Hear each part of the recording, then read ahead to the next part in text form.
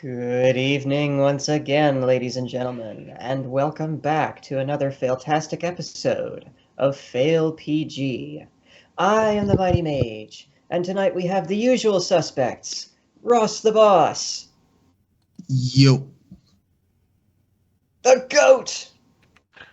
Goat the Negros. There you go.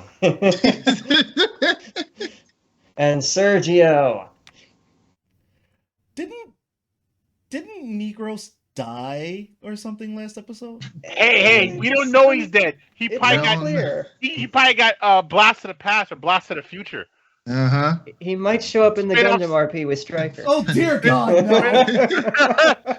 You don't know. Spin-off series. You could have did a Samurai Jack. Back to the past. Back to the Gotta get back to the past, sir. Negros. Yeah.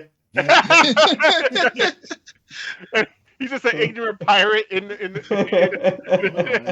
future.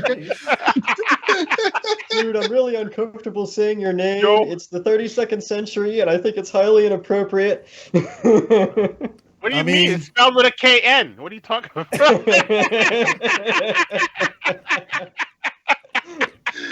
Yes, we've gotten rid of him already. He's down, ladies and gentlemen. He's down.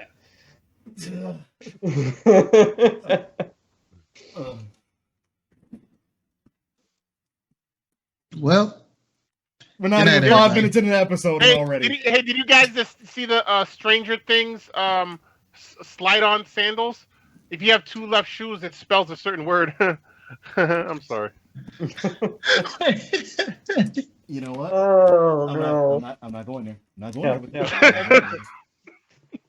So, ladies and gentlemen, it hasn't been that long since you saw the last episode, but for us it's been almost a month because Mr. Ross the Boss just got married recently and just had a baby recently. So let's have a round of applause and F's in the chat to offer your condolences. His legacy has been spread for a second time. Yes, we are all doomed. Yes, we know about it. Don't worry. Yes. Mitigating actions are in work. And Don't just so worry. you guys know, yes, the F's in the chat does stand for, oh, we're all fucked. Don't worry, one of his kids is going to invent flying cars, and we're all going to kill ourselves with it. Yeah. That sounds about right. Sounds about right. I feel like Elena would do that. Yeah, right. put her in math and engineering school really early. How does it Daddy, run? I don't want to take these hard classes. Well, you're gonna be smart or else.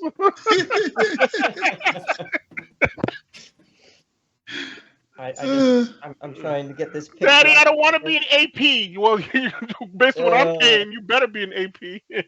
Imagine Serge behind the wheel of a flying car. That would be girl. It runs off of rainbows and death. I couldn't find the full metal set that you gave me. So then I realized it was in the wrong box. Wait, we have electric cars to save the planet, but why are power plants powered by fossil fuels? Isn't that redundant? Shut up, you. I ask your opinion. Oh yes, we're off to a fantastic start this evening. Oh yeah, just remember to get your teens neutered and spayed today. Really and truly, it's better for everyone. Better for everyone. Did you say your teens? That's correct. Oh, come on. That way we don't get more U's in the world. Stop the share screen. You're so choppy. Oh, is that still on? Yeah, you're choppy, and it's kind of messing with my eyes right now. Okay, how about now? Okay, that's better. That's better. I mean, having a larger view of your face is not exactly better, but It's not. It isn't choppy anymore. Now all we gotta do is just blank your screen. Come on, not this cut. I wonder if there's an. Oh, there we go. Yes, Yay! So much better now. Oh, okay. All right, so now back. Wait, what? Oh. And it's just for you. Is there a return policy? Unfortunately, all sales are final. Oh. Just you wait. You'll get yours. You did the metal Don't symbol wrong. You're supposed to. I'm sorry, we're not at a baby metal concert right now, Goat. We're not. Well, no, I didn't say this. Kobayashi's gonna sue you. You better shut up. Sad part is, I don't doubt it. And you deserve every bit of it.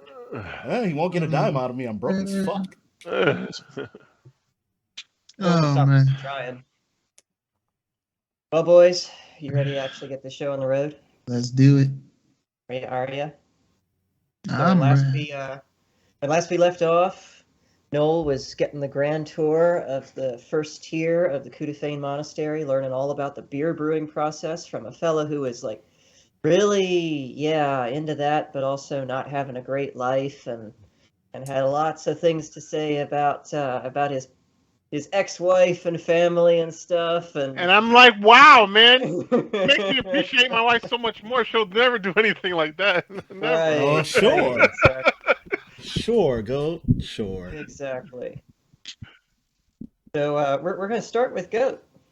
At this point, your buddy has sort of been leading you around the pathways on the first tier, and has actually handed you several mugs of different kinds of beer to try, because that's what they do on the first tier. It's like everything is about beer brewing. And you got your spiced beers over here, you got your lagers over there, there's this interesting pale ale over there. He just keeps handing you mugs like, hey man, try this, it'll make you feel pretty good when you have one of those rough days with your wife and you want to just like throw it all away, take You mean a rough? sip of this. What do you mean rough? Like rough sex with your wife? Or you mean like? Sure, man, whatever, The denial. float your The boat. Wait, denial let me is try so that real. sweet. Whoa, let me try that sweet baby drink on. That's delicious. So, if you're gonna be trying all these things, I might make you do a Sweet baby bump drink ride Well, We're gonna make that a beer now. I guess I should probably say something about this now. Yeah. Due to the way the screen looks right now, guys, I know you guys may or may not have noticed that the text for everybody's thing is a bit weird. No one cares, Krillin. That's a thing that I have to deal with, scenario, and I apologize. Shut up, Krillin. Oh, Die, Krillin. little green. You'll get yours. Oh. Sensabean. Sensabean? Sensabean.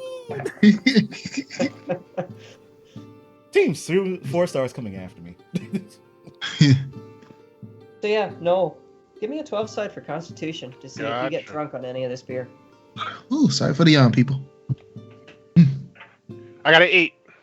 8. All right. Not bad. First couple of beers go down. Couple of them are, you've definitely had better, but one of them is actually pretty good. And you feel a little bit of a buzz, but not too bad yet. It's just, all good times. Oh man, I'd like to know. I would like to see the brewery. I wish I. Well, come right this way and I'll show you. He's gonna be no good. Is this going to be the episode where Ronnie has to drag Noel's carcass around? I don't know. Drunk Noll. That's what this episode's gonna be. Oh, Drunk no. Noll. I don't know if I can handle that. The gentleman walks you over to a rather large and a well-built looking building right at the bend where the pathway curves upward to the second tier. There are at least 5 chimneys, and all of them gray smoke is streaming out of those. There are enormous barrels stacked vertically along the sides, either side of this building, and multiple donkey-led carts with smaller casks loaded up in wagons, and people milling into and out of this building, either carrying barrels of grains of some kind or barrels with stoppers in them that make very pleasing sloshing sounds as they're loaded onto the carts. The aromas are rich and hoppy, and also filled with various spices, many of which you don't recognize. Oh man, how long have you been running this operation? Well, the brewery has been in existence for as long as the monastery has. Nobody can remember exactly how long the monastery's been around, but it's at least been several hundred years. Oh man. And out of all the ales, is everything made in the monastery, or you import some of them? Oh no, everything is made here. The monastery derives most of its income from its brewing. So you spread drunkenness across the land? Wow, That's exactly not, right, my friend. That's not very holy. Well, whoever said anything about us being a holy monastery? Oh no, not at all. I was about to sing a song, but then I didn't want to get hit. We're all about spreading joy and happiness through drink. Strong drink. Come on in, come on in. You mean addiction, adultery, and waking up to something you didn't remember? Oh, okay, whatever. I mean, why not? Everybody else way. I mean, that's what his wife does every night. I mean, come. And he motions you to follow him inside. Oh man. The building is just as massive on the inside, if not somehow more massive. There are even more of these giant barrels lining the walls, roaring fires underneath all of them, with many people in plain robes running about, adding hops, adding water, checking the consistency of various vats. And one in particular is actually, its fire is cold and people are swarming around it, draining it into the smaller casks to be hauled out to one of the waiting carts. And your friend kind of ushers you over to this giant vat that's being emptied and grabs a tasting mug off the wall and sticks it under the tap. Yeah, try this one. We just came up with this one the other week. What is it called? We haven't gotten a name for it yet. We're using some fancy spices from across the mainland, over in Nipper. Cinnamon, I think they call it. And anyway, it's delicious. Give it a try. Just gonna call it I was like, oh, okay. It is. I know what it is. It's called the spicy nipple. That's what it's called. Yeah. It's not spicy nipple. It's purple nurple. God. I take a sip of it. Wow. Wow, this is really good. I go. Give me another side constitution. I'm like, I call it Kid Cuddism. No kid. Anyway, we'll roll for what? A constitution check again. 12? Okay. Mm-hmm. Oh, I got a perfect 12. There you go. I'm Did so he really say Kid Cuddism? Yes, he did. Is this because of the other night when we were on stream and I was talking about Jankism and Boltoism? Is that why? Something Is like that why? Maybe. It makes your mouth sound like you have cotton in your mouth.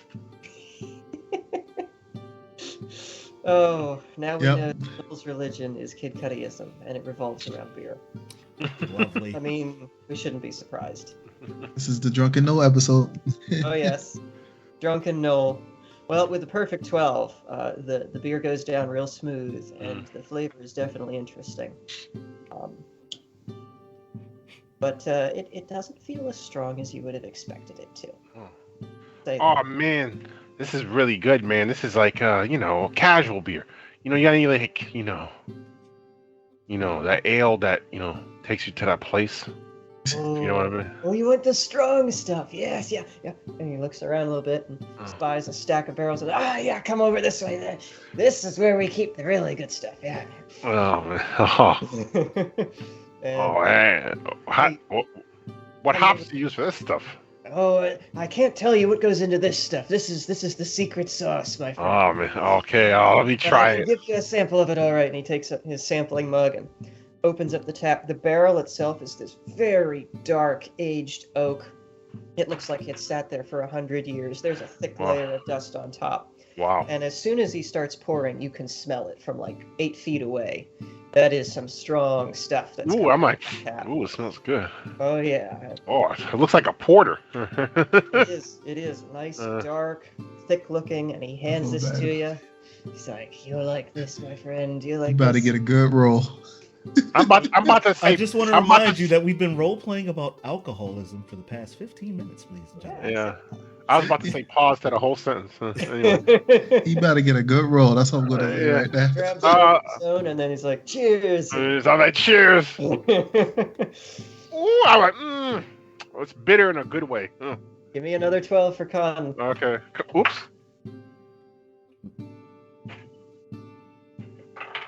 $11. Let's go. 11. Bro. Hold on, my roller today. My future rolls are gonna be terrible now. I think all of our rolls are fucked at this point. Yeah. He's got the good luck right now. Loving it. All my luck went to my child. One of the stronger beers you have had. Which one? But still surprisingly smooth. Leaves a pleasant aftertaste, and you can't quite place the spices, but it is good stuff. Definitely good stuff. Man, I wonder how good this stuff tastes while you're eating. Like, how good is it with food? Well, we could find out. If you've got a few copper pieces, I can go and bother one of the ladies in the kitchens to set us up a meal. You guys serve steak? Steak? Well, I mean, we don't have any livestock on the mountain, but if you go down into the city proper, I'm sure there are butchers in the marketplace who would have something. You know that Kish is one of the few places that you can get, fresh meat. Oh, Dragons bother everybody else, but for some reason they don't bug us here. Oh, nice. Oh, maybe. I mean, with the resources, what kind of food can you conjure up?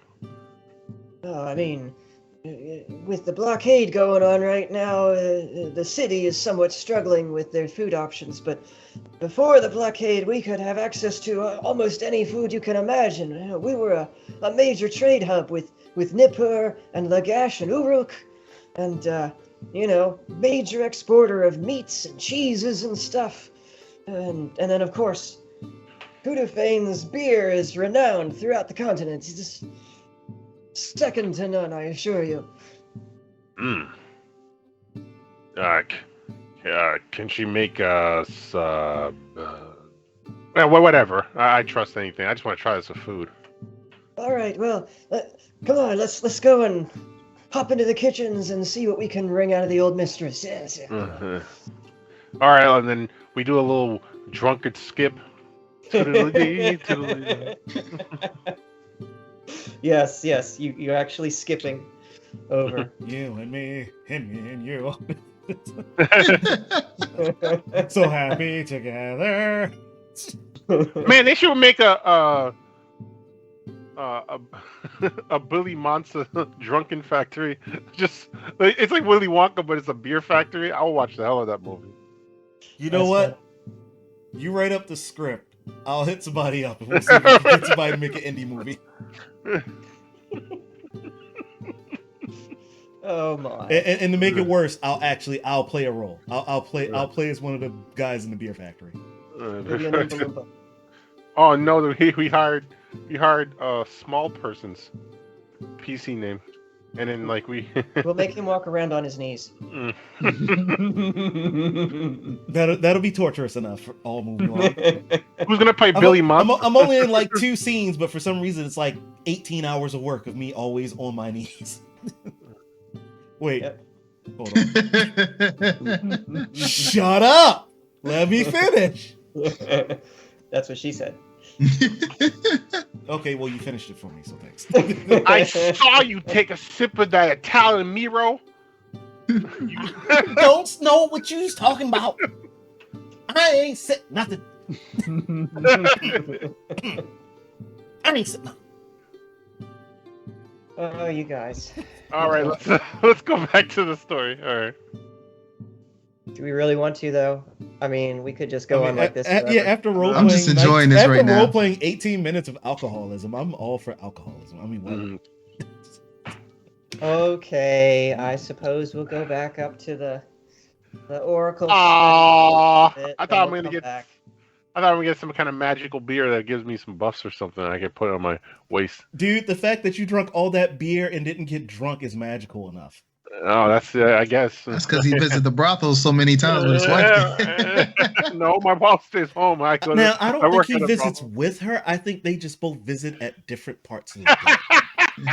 He visits when he's on shift. She visits every other time he's not on shift. My wife when says he's she's asleep. just friends with one of the whores. Uh-huh. She said she's having a girl's night. Uh-huh. Uh-huh. Keep Waiting. slurping. Keep slurping. I'm just gonna let him believe that lie that his wife keeps telling. You know, I'm just gonna let him believe it. Well, you're gonna have to, because Ronnie's in another room right now, other side of the mountain, and doesn't have any idea what's going on. You know? So, if I'm remembering details correctly, we just got finished dealing with being brain zapped because we walked in on her and another dragon possibly fighting. I'm not really quite sure what was going on with that. Doing but something freaky. I do a little doubt it recap was there. that. I doubt it was that. I don't know. She looked like the little strong type. Get your ass down there. You guys rushed in, weapons drawn and everything, because you heard a crash and found the white dragoness Anwen squaring off with a larger red dragon who was like prostrated down on the floor. And as soon as you guys surged in, she looked at you. You guys got brain zapped into kneeling on the floor, and about the same time, the red dragon got the hell out of Dodge. Why exactly, you don't know.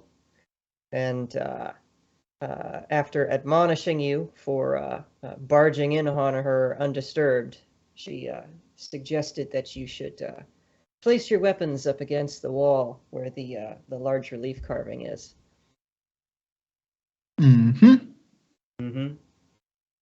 You were able to stand again after that, of course. Yeah. So we went to you started walking, and I started walking behind you to put the weapons up. And as you guys are walking towards the wall to lay your weapons there, Anwen waves a paw, and you hear a rattling sound behind you, and a couple of chairs sort of gently lift off the floor. They had been nicely stacked along the edges of the room, and now they sort of drift towards the middle of the room again. Her large lounge chair lifts up a bit unsteadily and drifts over to its original place on the carpet. The large round meeting table is next to drift up and settle down on the carpet. And last, as the last piece of furniture settles into place, the fireplace erupts into flame again. As all this happens, Ronnie's eyes are just wide, and that childlike glee has just returned back to her face, and she's just amazed. Doesn't say anything, but you could just see the excitement on her face. I look over at her face and I go, "Aw, how cute." Then I just walk over. Once the thing's finished, and I say, "May I sit?" Please. And with that, Anwen also trudges over and eases into her lounge chair. As soon as she sits down and gets comfortable, then I sit down like, okay. And after like taking a moment to like take it all in, Ronnie kind of snaps back to him and just kind of goes, "Oh, right, sorry. Might I sit, please?" She gestures broadly. And Ronnie kind of like scurries over like a 5-year-old kid. And I'm sitting there looking at her like, up to the girl that could whoop my ass. I've never been in the presence of something so magnificent, so majestic. So majestic. The creature arches what could be considered an eyebrow at you, Ronnie, and tilts its head slightly. I thank you for the compliment. Now, I hope that isn't why you barged in with my conference. Oh, no. Why are you here? Oh, right. And Ronnie kind of gets herself back into sorts and goes, first of all, we should probably start with this. And she walks over with the urn, the chest plate, and the shovel of Sir Reggie's and places them in front. Your companion did not survive your adventure, I take. He did not. My condolence. Also, he, and Ronnie starts frantically trying to search herself to find the piece of cloth that Sir Regios had etched out all the glyphs and other things that he had on there when they were back inside the tomb. She takes a bit finding it, and then she just kind of lays it in place. What is this? So, that is something that Sir Reggio's sketched down. I can't remember exactly what it says. It kind of is foggy now. We found this in a tomb. So you did manage to find the tomb. Yes, and there's something else. As you can tell, our compatriot didn't make it. You see, it's like somewhat of a tear kind of starting to go. I'm like, what the hell am I crying for this fool? We ran into a bit of trouble. We found a stone.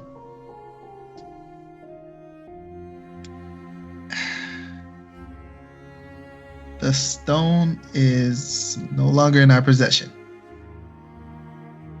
Interesting. Where is it now?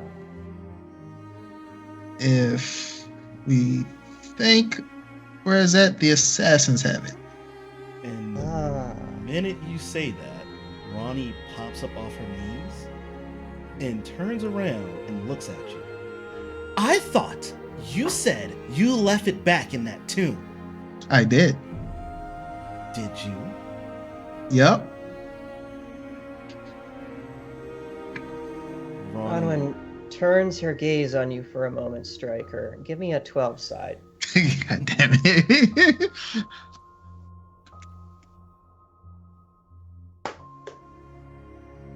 That's a 2. As it should be in the presence of Onwin. Yeah. Her gaze lingers on you for a moment, and I'm just sitting there like, flicks over to Ronnie, and then flicks back to the cloth. So your associates in the dark robes from your last visit might now possess the stone. What do you want from me? Just want to know, do you know what this says? And I point down to the little cough and like... She shoots you a look that's maybe slightly annoyed. Though again, it's hard to tell with draconic features. Waves a hand again, and a small oil lamp lifts up from a cubby in the stone wall and drifts over to the table. Sets down next to the cloth, and little flame alights on the wick. And she, with a grunt, reaches down and scoops up her gigantic window pane spectacles, perches them on her snout, and then peers down at the cloth.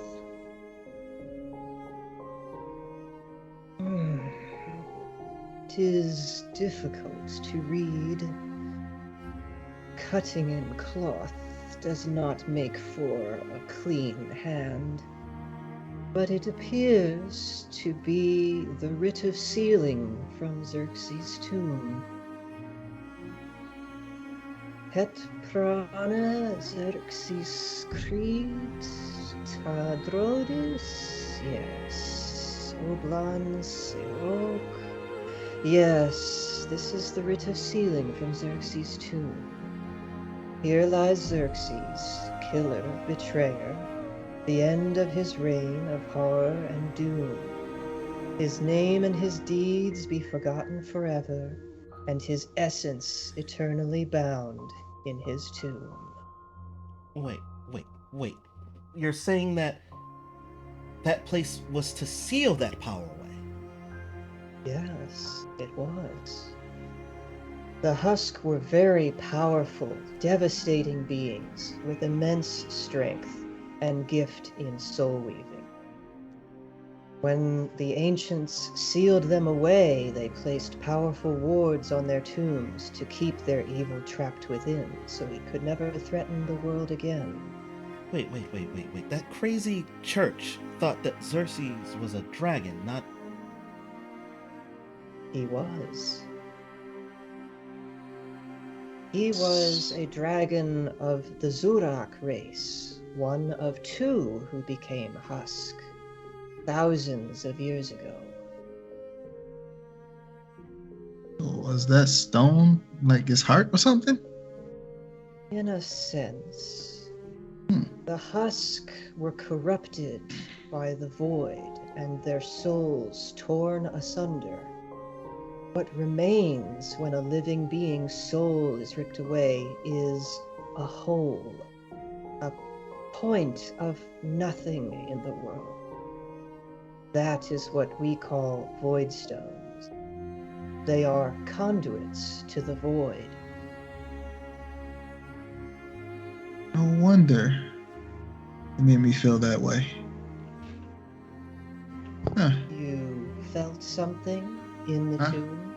Huh? He used the Void Stone, albeit it was to save us all, possibly, but he still used it. A dangerous act. You're lucky to still be in one piece. It's not my first rodeo with a weird stone of power. Yes, I remember you described a previous encounter. Most interesting. Made me feel weird that time too. Wait. I'm just sitting there. Wait. What do you mean previous time? Oh yeah, you wasn't here. Yeah, that's kind of why we're on this mission again, because, there was a stone before, it got destroyed. Apparently there were more. I'm pretty sure there's probably another one or two or three or four or five somewhere out there in the world. But, it's just one of those, how should I say it? Unfortunate events that somehow I keep finding myself into. Okay. So, let's put this in perspective here. You put us on a mission to collect a relic of immeasurable power that could possibly, put the world in... That sounds about right. I didn't do it. I didn't even want to do another mission. I wanted just to stay home with my girlfriend, up in the tents, help healing people. But no. You were very quick to take that job from Burke. I wouldn't say that was the case. So, let me ask you a question. Was the mission for you to get a letter translated, or was it for this all along? No, it was just a letter. I remember a letter. That so happened to be, okay. Let's start from the beginning one more time. And at that, Bronny just kind of just puts her hand right there, just like, shh. Oh, what else am I have to start this joke? We're not doing that. Not right now. Come on. No, not right now. My Because name now is... I need to put this into perspective. So the assassins from Murad have the stone. If what Gadok said to all of us, yes, that's what she said. That's pretty much what And I'm those guessing. are the same people who have Riku hostage, yeah? Yeah.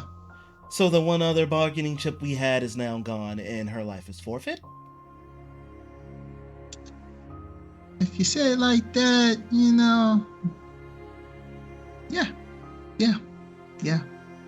Yeah. Ronnie's face visibly just becomes red with anger. And she just kind of walks away and just stands over near where the fire is. Back to you all. So, yeah, it doesn't say how to destroy that, does it? That little. If there is a way to destroy a void stone, I do not know it. I mean, there is a way, but wait, is she dead or alive? No, she's alive because he's sack. No, she's dead. You're thinking about What's her Erin name? from the previous one? Yep. Mm-hmm. She disappeared. Yeah. Well, yeah, she disappeared. We don't know if she's dead or alive, or she just disappeared, or she's just inside his head, driving his head crazy, just like somebody else is inside my head. And I look, and I just looked off to the distance.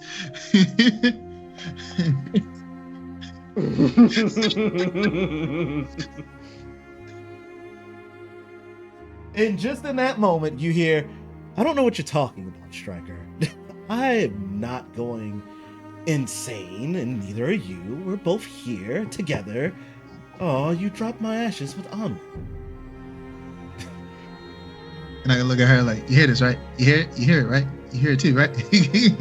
Of course she doesn't hear me, Stryker. I'm a ghost. I'm only haunting you.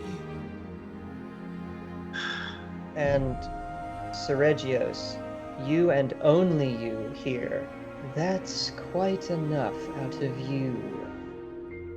Oh, I see. You can see and hear me. Ah, what did I say? Of course. I'm sitting there looking like, who is she talking to? No, you don't hear anything. I don't hear anything. No, No. Oh, it's okay. all psychic. Oh, Remember, God she damn speaks it. Psychically, yeah. So only Seregios hears that. So I go,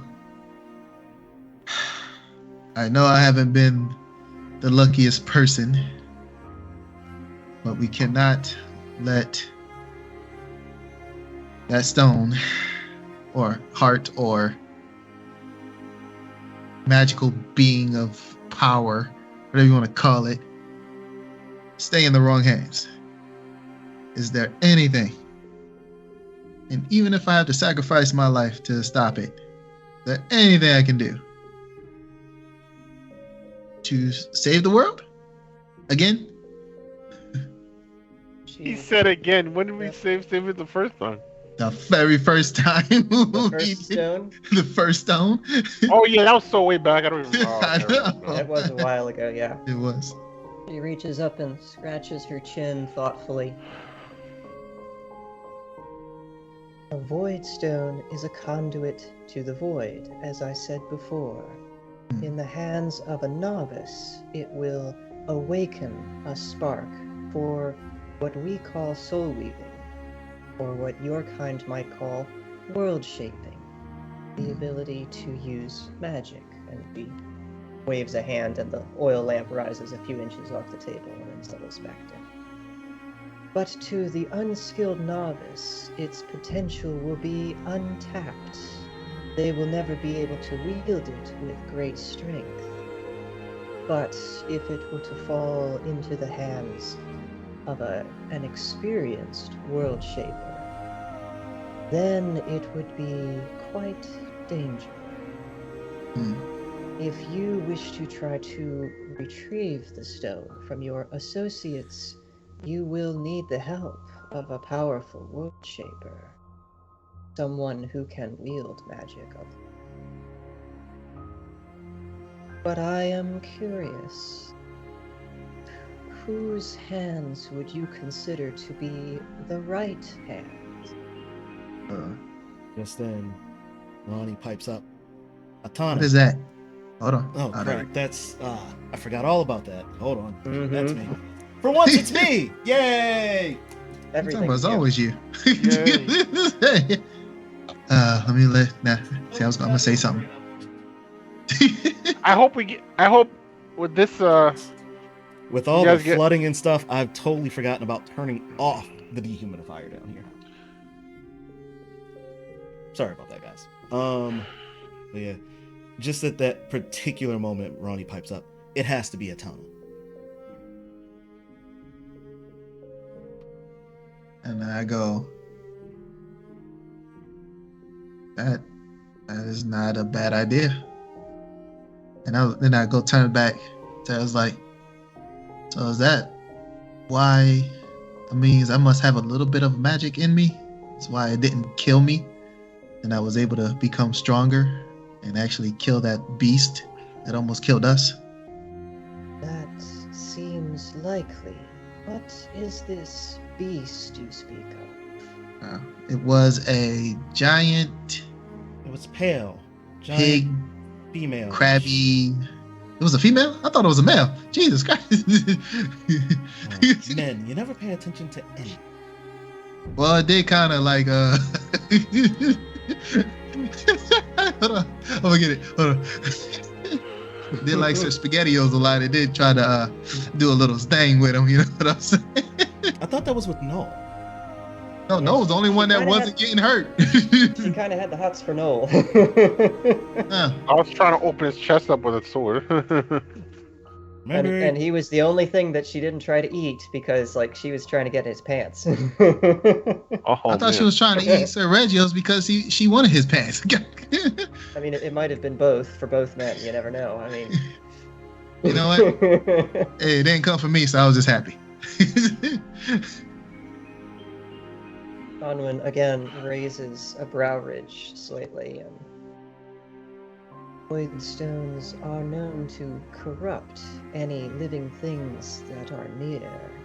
Perhaps this creature took up residence in the tomb, twisted by its power.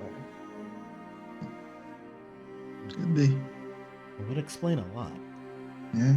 And explain why I'm not corrupted either. So. Is it human once? Did it speak to you? Spoke. Like it was like a little hard to understand, but yeah, it spoke like pretty much some human languages. Pity. Curious though, Damn. that a human found their way into the temple, the tomb. It was, as I recall, masked like most of the others. We got lucky on that. Oh. And I go, wait a minute, we found something else in the tomb. May I bring it in, please? As you wish. And I run back and get the longbow with all the descriptions on it.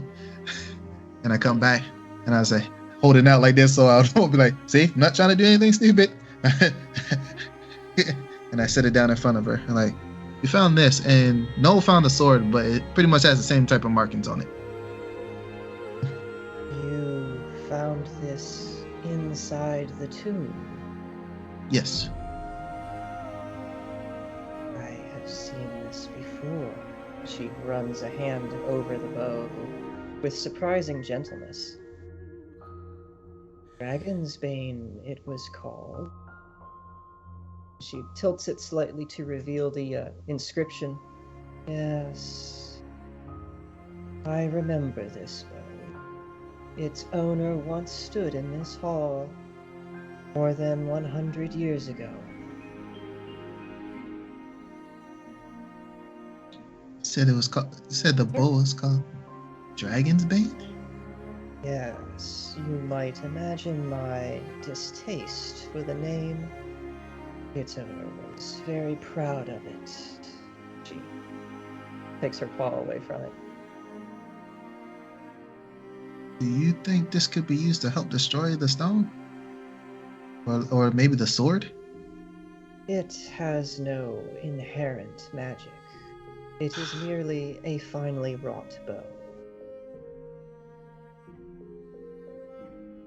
Can we enhance it with magic?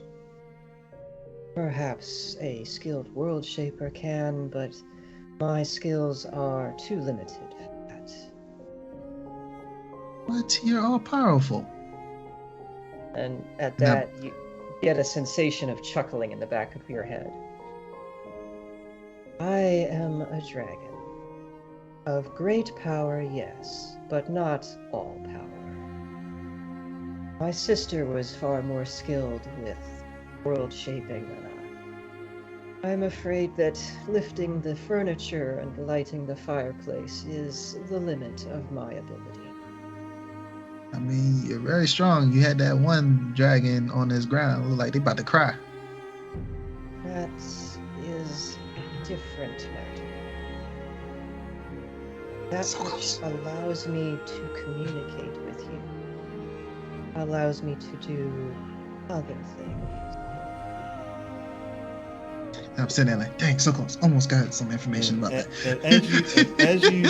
As you're having that conversation, you notice Ronnie's kind of looking around on the ground where the dragon once was.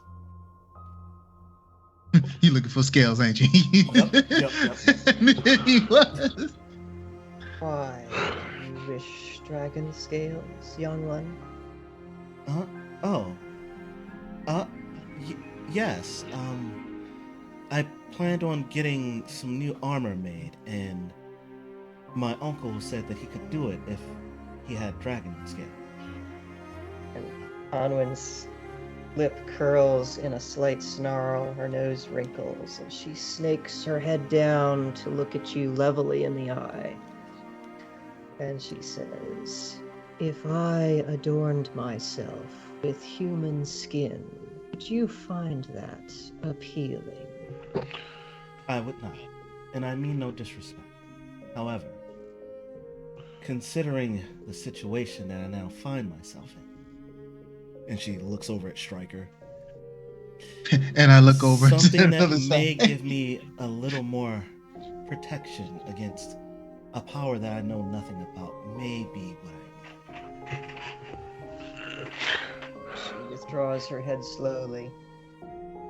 Scales? Perhaps. At the foot of the mountain, if you follow the trail beyond the bridge, you may find a small alcove, which is directly below my balcony. There may be some scales, but I will warn you, young one, not to wear dragon scale apparel in the presence of a dragon unless you wish to fight them. We don't look kindly on others wearing our body parts. She's like, "Are you sure?"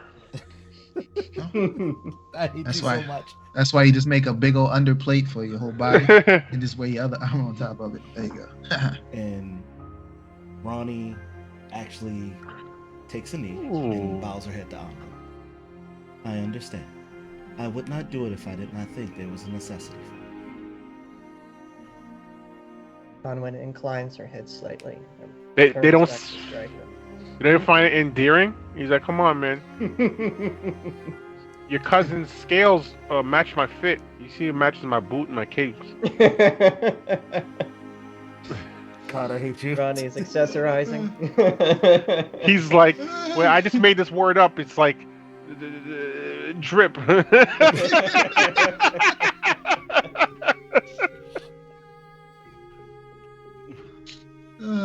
Crap. Look at me, I'm flaming. Ha ha ha. I go. I'm sorry, I can't get past the fact that Goat said that he was flaming, and now I'm stuck on the fact that Goat is soon to be walking out the closet in a moment. So you'll have to forgive me.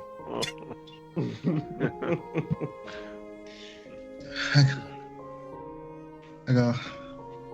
Thank you. I drop to my knee, give it one knee. Thank you for. I can't stay. Yo, really? You said flaming. I'm trying to move on from that. He broke me. This is lovely. It's lovely. Good night, everybody. You want me to take over then? You want me to take over? He broke me. I got you. Stryker's like, you see how these scales match my quiver? If they go through my boots. Oh, hi. So Ronnie raises up from her kneel position and walks over to Alma and says, "I do thank you for the permission to allow me to do so. If it would make you feel better when this ordeal is over, I will bring the armor to you to do as you see fit with it." I have no need or desire to see any armor crafted from my kin. Just keep it out of any other dragon's sight. Understood. So then I now go, say, okay. So we need to find someone that's very powerful in magic. Or if they don't help us, hopefully they can teach me just a little enough to destroy that stone. We'll get you some scales. Sorry. I look right up at her like, I'm sorry. I would never do that. That's why I got the serpent scales. And Ronnie just kind of glares at you as if you weren't paying attention to the conversation at all. Alright, so digit boom boom boom. And wait. Then we should go get Noll. He be alright. He and I go, oh yeah. I go back to the ashes. I was like, he will like his ashes spread at the highest point of the mountain. I drop down on one knee, I beg of you and ask, may you do that for him. A curious request. Did he say why? Something about being amongst his brethren. You know that's not what I said. And for a moment, Seregios, you feel Anwen's curiosity poking at your phantom soul. It is because I've always felt at peace with nature, and this is my favorite place in the world. Yeah, his brethren, like I said. It's because you think you have the soul of a dragon, isn't it? Look, I'm named after a dragon. I don't think I have the soul of it. Although, it would have been nice. Well, perhaps you do. Although I've never heard of a dragon soul being reincarnated in a human body, who can say? Again, this is all stuff she's saying just to you, Sir. Yep, I don't hear nothing. But So I'm just sitting there looking at him like, if it is your wish, I will grant it. A condition that you do not trouble me after I've spread you all over my mountain.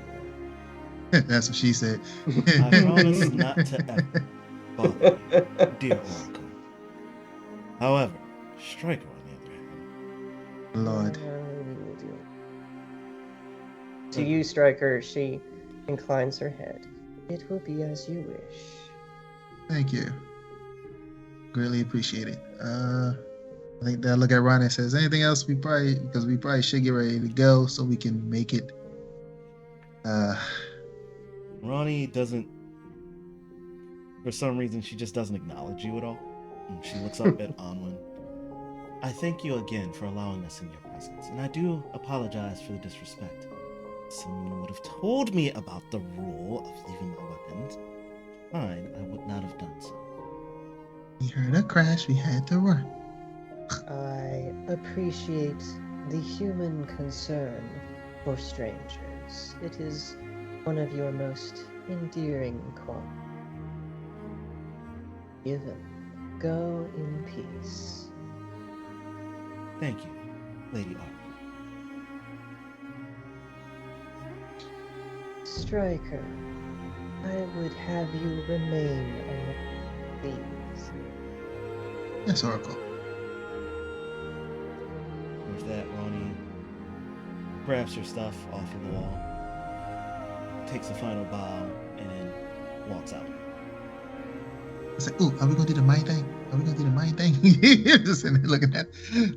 I'm saying it in my head, hopefully she hears me. She does fix you with a rather pointed gaze and says, held the big stone.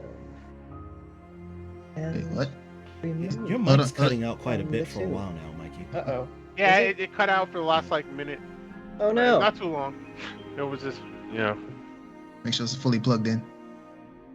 It is. I don't know. We'll try again. Yep. You held a void stone. and removed it from the tomb. Yet you did not keep it. Don't bother denying. I feel its essence on you. I My wasn't question is, why? I knew what that stone could do. It almost killed one of my friends. I decided to remove it and hide it somewhere else. I did not think it was gonna be easily found.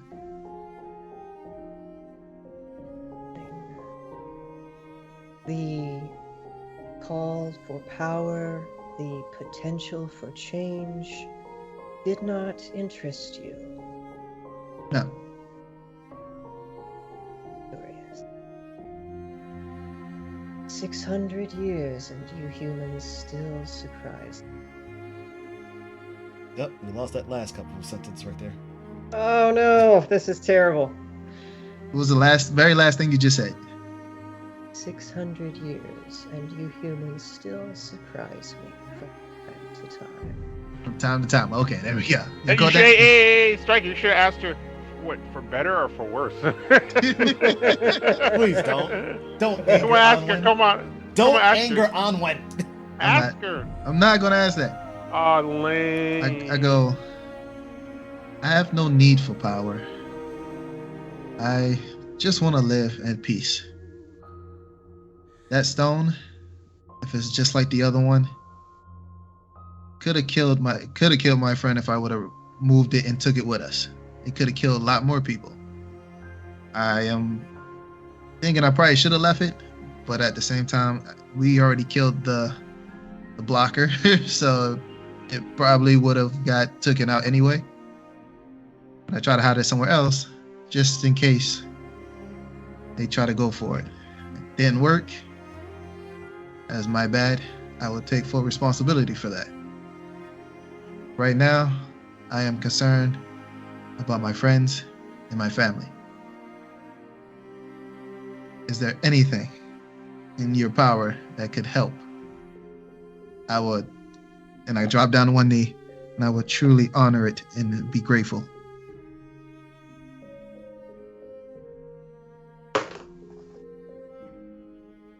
For a moment, you feel an intense flood of sadness in the back of your mind, which is quickly swept away and replaced with stillness.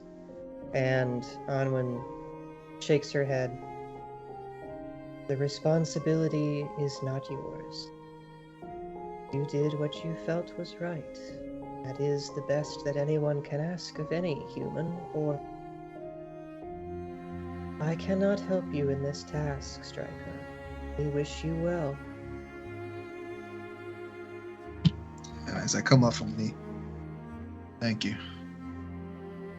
And once again, I'm sorry for barging in. It will never happen again. No, I imagine it won't. One more thing.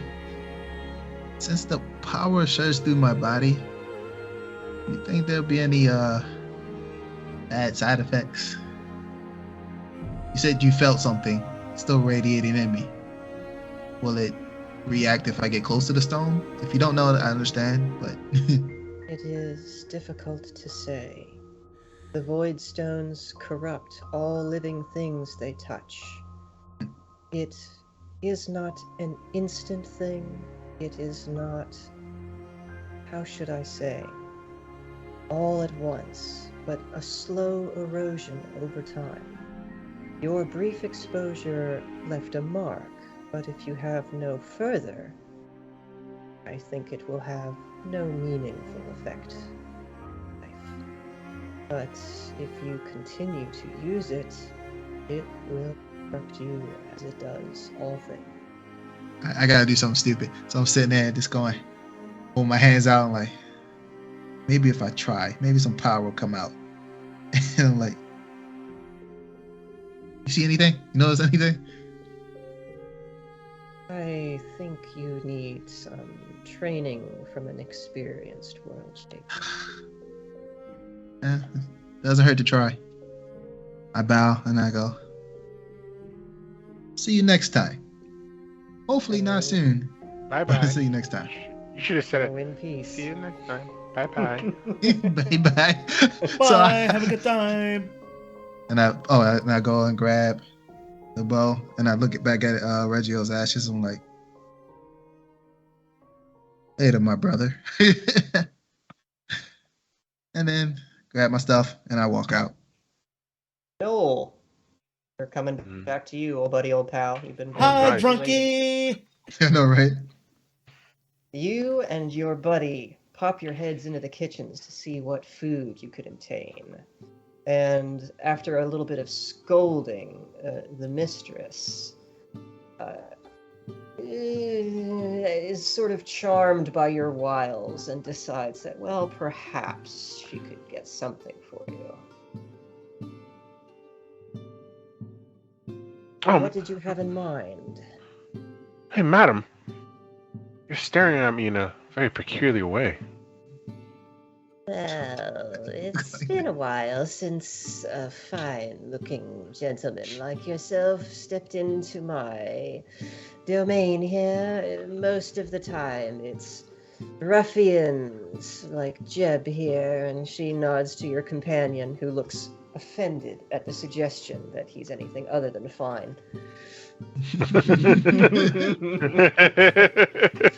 I agree. I was like, I heard that, you throw down in the kitchen. What exactly is it that you would like? What can you make? I can make anything, darling, if you have coin for it. I don't run a free food clinic, you understand. This isn't a soup kitchen. This is, we make meals for the monks of the monastery, or for a fee, any outside visitors. I can help you, but it will cost something. Or, and she looks you up and down again, perhaps if you don't have coin, we could talk about alternative payments. See, all that time working at a brothel, man, might come in handy. I mean, what's good for the goose, right?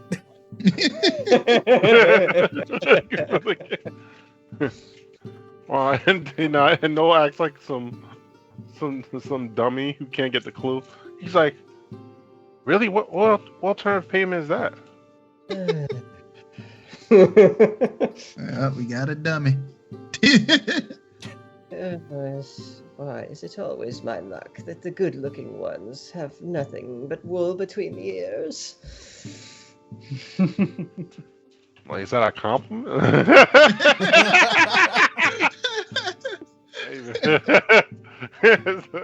Hey man, it's nothing better than good wool. Your buddy Jeb looks over to you and kind of rolls his eyes. Don't you have any coin for the mistress?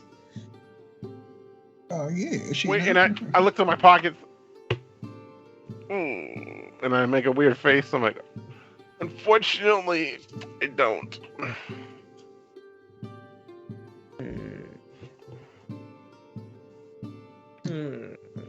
Got any samples?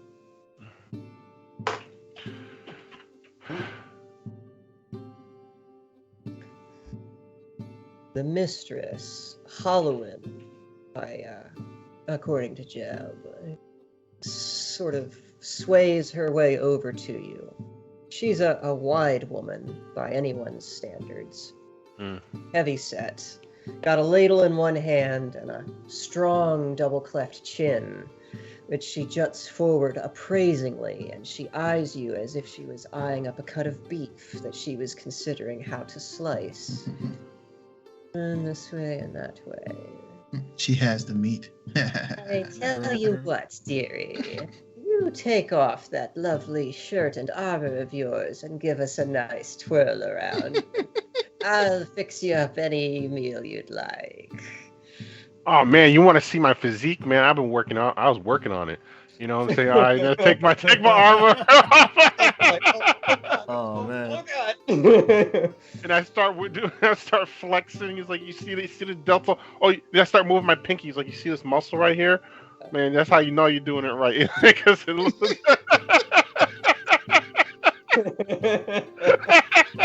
12 side for performance. Huh? 12 side for performance. Okay. Can he get it up? Oh man, the performance is terrible. I got a 2. A 2. Yeah. Oh no, my luck ran out. She's looking at you approvingly until it gets down to like the waist level and then below, and then her smile kind of fades a little bit. So she's, Well, I'm still wearing my pants. What are you talking about? I was hoping you would take off the rest, dearie, but I suppose that will do well enough. Some bread and some cheese, I think. Ooh, cheese bread? Oh, this is bougie. Let me get some cheese bread. Some mutton, perhaps, or a little bit of beef. And she eyes the waistline again and cocks an eyebrow. Oh, you want to see my legs? Oh, I've been working on that too. Take my pants off. Die inside. Drunken Noll. Should I roll for performance? Yes. Let's have another performance with the bit of leg exposed. Yeah. Oh, that's not much better. I got a 4. Oh man, I rolled all my luck. Yep. All your luck's been sucked away. Actually, this sounds about right for Noll though. Rolls really good, and then all the No, luck just you should be failing at anything that's over the top glamorous in general. Like you're just a soldier. You're just a soldier. What does that mean? Approvingly at the legs. Tell me what that means. Not approvingly at the legs, but still a bit disappointed at the small clothes covering the waist. But after a moment, she waves her spoon. Very well, come in. Oh, go and get Jeb, that fool who can't stand to look at another man without going completely red in the face. I'll fix you two gentlemen up something nice for the show. Perhaps nice. You can speak with something else. Just hoard yourself out, man. Waddles away over to the kitchen. Oh, I could show him my killer spear skills. And she takes it the wrong way. Oh yes, she looks back at and then continues on to the kitchen.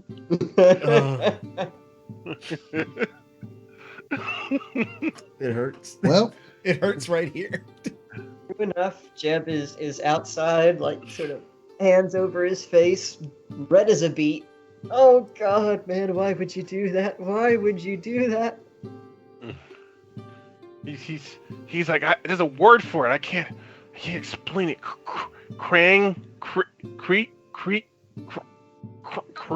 Yeah, cringe. Yes, it is making me cringe. Why would you do that? Oh, what has been seen? Oh. And Mistress Hollowing. Well, you know, I shouldn't be one to judge, right? I mean, we've talked about the women and how they are, and, you know, if she's your type, then good on you. Just don't do another strip show in front of me, please. I mean, it's not supposed to be in that context, but I mean, like, whatever, man. Stares at you for a moment as if you really are that dumb, or if he's maybe misinterpreted something, and then shakes his head. Come, let's eat and enjoy our beers, yes. Yeah, you can't be, I agree. let us now know that Sir Noll stripped for food.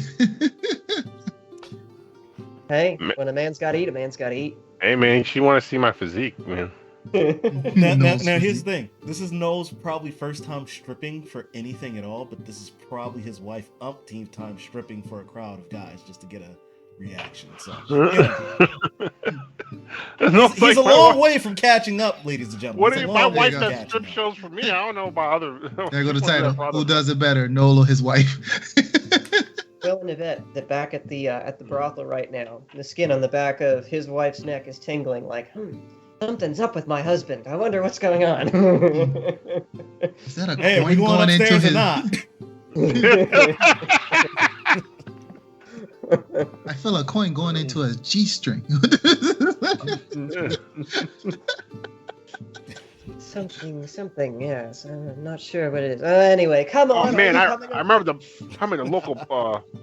local craftsman, the local carpenter said a woman asked him for something for pleasure or something, and he's like he said she wanted a ditto, a dido.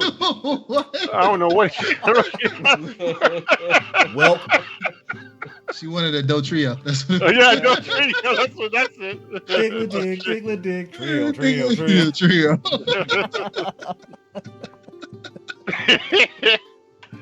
Oh man, You the guys- IQ of this stream, man. Oh, it's great, isn't it? Look, she Yeah. like 2 in the paint and 1 in the sting. So just to get out. So just to make sure we got this on point for everybody's cards today, right? So Noll today has done 18 minutes of alcoholism Yes. and about 10 minutes of strip teasing. Yeah. That sounds about right. I'm thinking more like 8, but yeah. Yeah, but so what's left on the bingo card? Well, we haven't gotten to the full course meal yet, if you know what I'm saying. If you know what I'm saying. So he's got to do something extra for some dessert.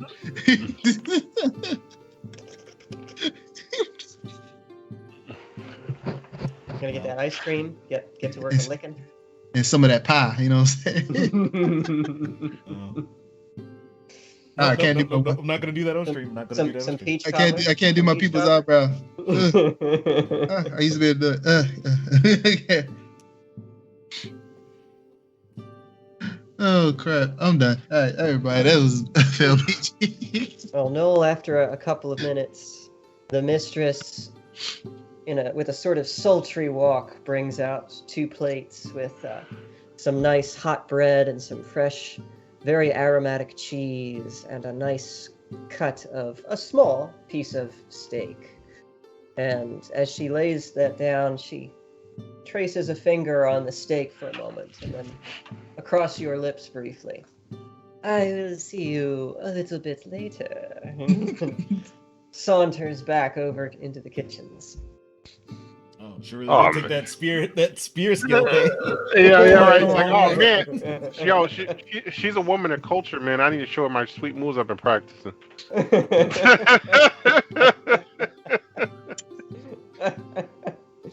and Jeb eyes you for a All right, moment good night. before tucking in. Oh, okay. This is definitely one of the nicer meals you've had in some time. What you were able to eat on the boat was not great. We'll put it that way. Mm-hmm. Right about this time, Ronnie and Stryker, you emerge from the Oracle's chambers and are confronted. Actually, Ronnie, you're first confronted with a young man who looks rather shocked to see you. He's carrying a stack of scrolls, and he's coming in through the great stone entry just as you're about to head out, and looks wide at you. Who are you? How did you get? Oh, light. Oh no, you didn't step in Mistress Onwin's. Oh no. Calm down now. Let me help you out there. Hi, my name's Ronnie. I came here with Stryker. Oh no, not Stryker. Not Stryker again. Oh, good. You know him. Right. So you know how this visit probably turned. You both walked in on Mistress Onwin's prior appointment, didn't you? Was that red dragon an appointment? Yes, that was an appointment. Oh dear. Oh dear. Yeah. Oh dear. Oh me. She was trying to get it in. Got to go back and apologize now. Don't. You'll only make it worse. Oh, I must apologize to Mistress Onwin for allowing. Oh, I'm so sorry. it's I hope that she didn't do anything untoward to you. No, quite all right, actually. Never quite been hit in the head with a psychic attack before, but not so bad. Yeah, that sort of thing can happen if, yes. Excuse me, and he rearranges his scrolls and sidesteps around you and continues hastily walking down the hallway. Pleasure meeting you. And then he bumps into you, Striker, as you're walking through the interior doors, and he just shoots a scowl at you. And I go, and I start go, hey, what Oh, up, he buddy?" drops all the scrolls all over the floor. Oh, my bad. I'll pick them up for you. Just, What was that? You're not gonna say hi? just go. Oh. And I go, that's rude. Of just walking past without saying hi. Prude is barging in on Mistress Anwen's appointments and not even informing me. I am her apprentice. I'm That was supposed to be that was the an one appointment? who keeps- Of course it was an appointment. No one just barges in on Mistress Anwen unannounced and without... But she had his. Oh. And I go, but she had her hand around his neck. Oh. Maybe I should go apologize. You just make it worse. Please just leave. I go, and I squeeze a little tighter. But next time somebody walk past, say hi. It is the proper thing to do. Just go. And I don't even let go yet. And I go,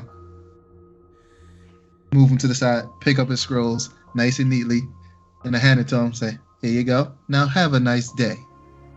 Oh, I was having a nice day. Sir, you should get it. And I go, all right, buddy. Right on his back. And I'm walking away. My bad. I just did to you what Goldberg did to me. Which Goldberg? Like actual, Exactly. like the wrestler. Actually, Goldberg. Hey, buddy. And I start walking. Ronnie, are we going down to get the scales? Ronnie doesn't say anything to you. I'm like, Ronnie, are we going down to get the scales? Ron just starts walking. Boy, Okay. You mad now? Okay. I see what it is. Now that Godok's not here, I'm just back to old Striker. Da, da, da, da, da. All right, it's whatever. And then And as you say that, Ronnie stops in her tracks and immediately points her axe at your throat. I was like, ooh. You could have told me the full story of what we were dealing with, and now... And she just starts storming off. Correction. You technically was not supposed to be on this mission. It just so happened that you're on this mission. I don't care. The moment I stepped foot and became a part of this, you should have let me in on everything. I did. We had to went to go get a letter to scrap. Once we done that, we just was supposed to go back. We wasn't supposed to go get a stone. Until that part happened, where you just came in and we just went to go get goddamn stone. Originally, we was not supposed to go find a stone. We were supposed to get something translated, go back, we were done. So I couldn't give you the full story because that technically you came apart with the story. She just continues marching forward. Exactly. I marched forward too. Trying to come at me, tell me full story. I know what I was doing. Start doing some Boomhauer talking. The bomb flower, that's his name. Bomb flower. I tell you Don't what. you dare. Don't you dare. No. God damn it, roll the goddamn dice. Actually, before I even do that, Sir Mage, since now his ashes are going to be spreaded over the mountain, how would you like to play this? Do we continue with the haunting, or do we stop here? Nope. No, Ends hell no. here. The haunting will continue even when I go to the future. Like, God damn it, you put me with you. I don't want to be here. Why can't I go to Valhalla and just enjoy peace? Reggio stays with his urn. That's fair. You got lucky.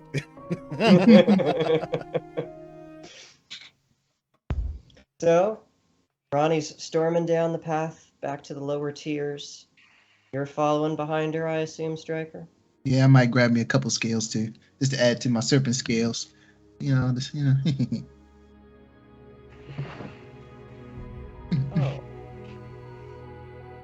Oh. Got to say, Mr. Surge, you might want to think about having Ronnie investigate an alchemist shop. Didn't you have something that you had wanted checked while you were in Kish? This was from a while ago. You're right. This is coming back to something that we thought we weren't gonna do. Yeah, the powder. That's right, it was the powder. I think I remember the context for that. Yeah, the black powder, which we found way back during like Ronnie's days of clearing out bandits for Burke. Mm-hmm. Although I guess this depends on whether she's in enough of a state of mind to think about that as she's storming down the mountainside. Well, let's find out. I roll this 12 side. Well, if you're gonna roll that, I'm gonna say because you were late to the show and then had a half hour's worth of setup to do, I'm gonna give you disadvantage on this roll. Oh, that's Yeah, disadvantage. Ha! Joke's on you. The lowest roll is a 7. All right, fair enough. You do remember, as you're passing along the second tier, and the little shop with the multicolored smoke coming out of the chimneys. Ronnie stops and thinks about it for a moment. Fuck it. I might as well do Burka and the solid while I'm here. And walks into the shop. Instead of just barging in though, she politely taps on the door. Come in. She enters in after hearing the voice. And she takes a look around, kind of takes in the sights of the place. The shop has myriad shelves lined with every conceivable bottle, plant, or animal reagent you could possibly imagine. The aromas are thick and distorted and intermingled, so you can't tell exactly what you smell. You just know that it smells ridiculous. There's a faint haze of smoke in the shop. There are multiple little cauldrons and kettles brewing in the back, and a couple of young, maybe apprentices, shuffling around, adding things to pots, stirring others, and a single large table in the front of the room with an elderly gentleman seated at the table with a very large ledger book and quill and ink in front of it. He's a little bit wizened, has sort of graying hair and mustaches that are so long they droop like 5 inches past his chin. That isn't the only thing, like his whole face seems to droop down, even his ears seem to be drooping. And as you walk in, he glances up at you with similarly drooping eyelids and says, "May I help you, madam?" Perhaps you could. A little while ago, I had a run-in with some stuff that maybe you might be able to help me identify. I don't think I have any more, and Ronnie begins to pat herself down, looking for the pouch that she once had, and remembering that she gave the full pouch to Burke. And she's like, nuts, I don't have it on me. Maybe I can describe it, and maybe you can tell me if you know what it is. Very well. It's a black powder. I believe they were using it for mining at one point, but when I ran into this stuff, there was a group of bandits trying to use it as a weapon. They planted some in the ground and lit like I guess the best way to describe it would be almost like a wick, which caused it to ignite and almost killed me, actually. Identification services usually cost 2 silver pieces. If you have the coin, I may be able to assist you. Ronnie just pulls out 1 gold piece and says, I think I have more than just identification issues with this powder. There's some questions I have. Very well. And he extends his hand for the coin. She'll hand him the gold. He takes it and stuffs it up a sleeve, and then leans back in his chair and motions for one of the apprentices, murmurs something in the apprentice's ear. The apprentice scurries away for a moment, rustles with some bottles on the shelf, and then brings back several small flasks, which he lays out on the table. And the droopy-faced fellow lifts the flasks up, inspects them for a moment, nods. Says, here, smell this. Ronnie takes a whiff. It has a pungent, sort of sulfurous odor to it. That's pretty close to what I believe that stuff smelled like, but the stuff that I had was already pre-used and burnt, so I'm not quite sure if this is exactly the same. He takes the flask down and gives you the second one. And this. She takes a whiff. It's similar to the other, but it has that sort of burnt aroma, like carbon, char. Which is very close to the stuff that I had. So, this one might be it.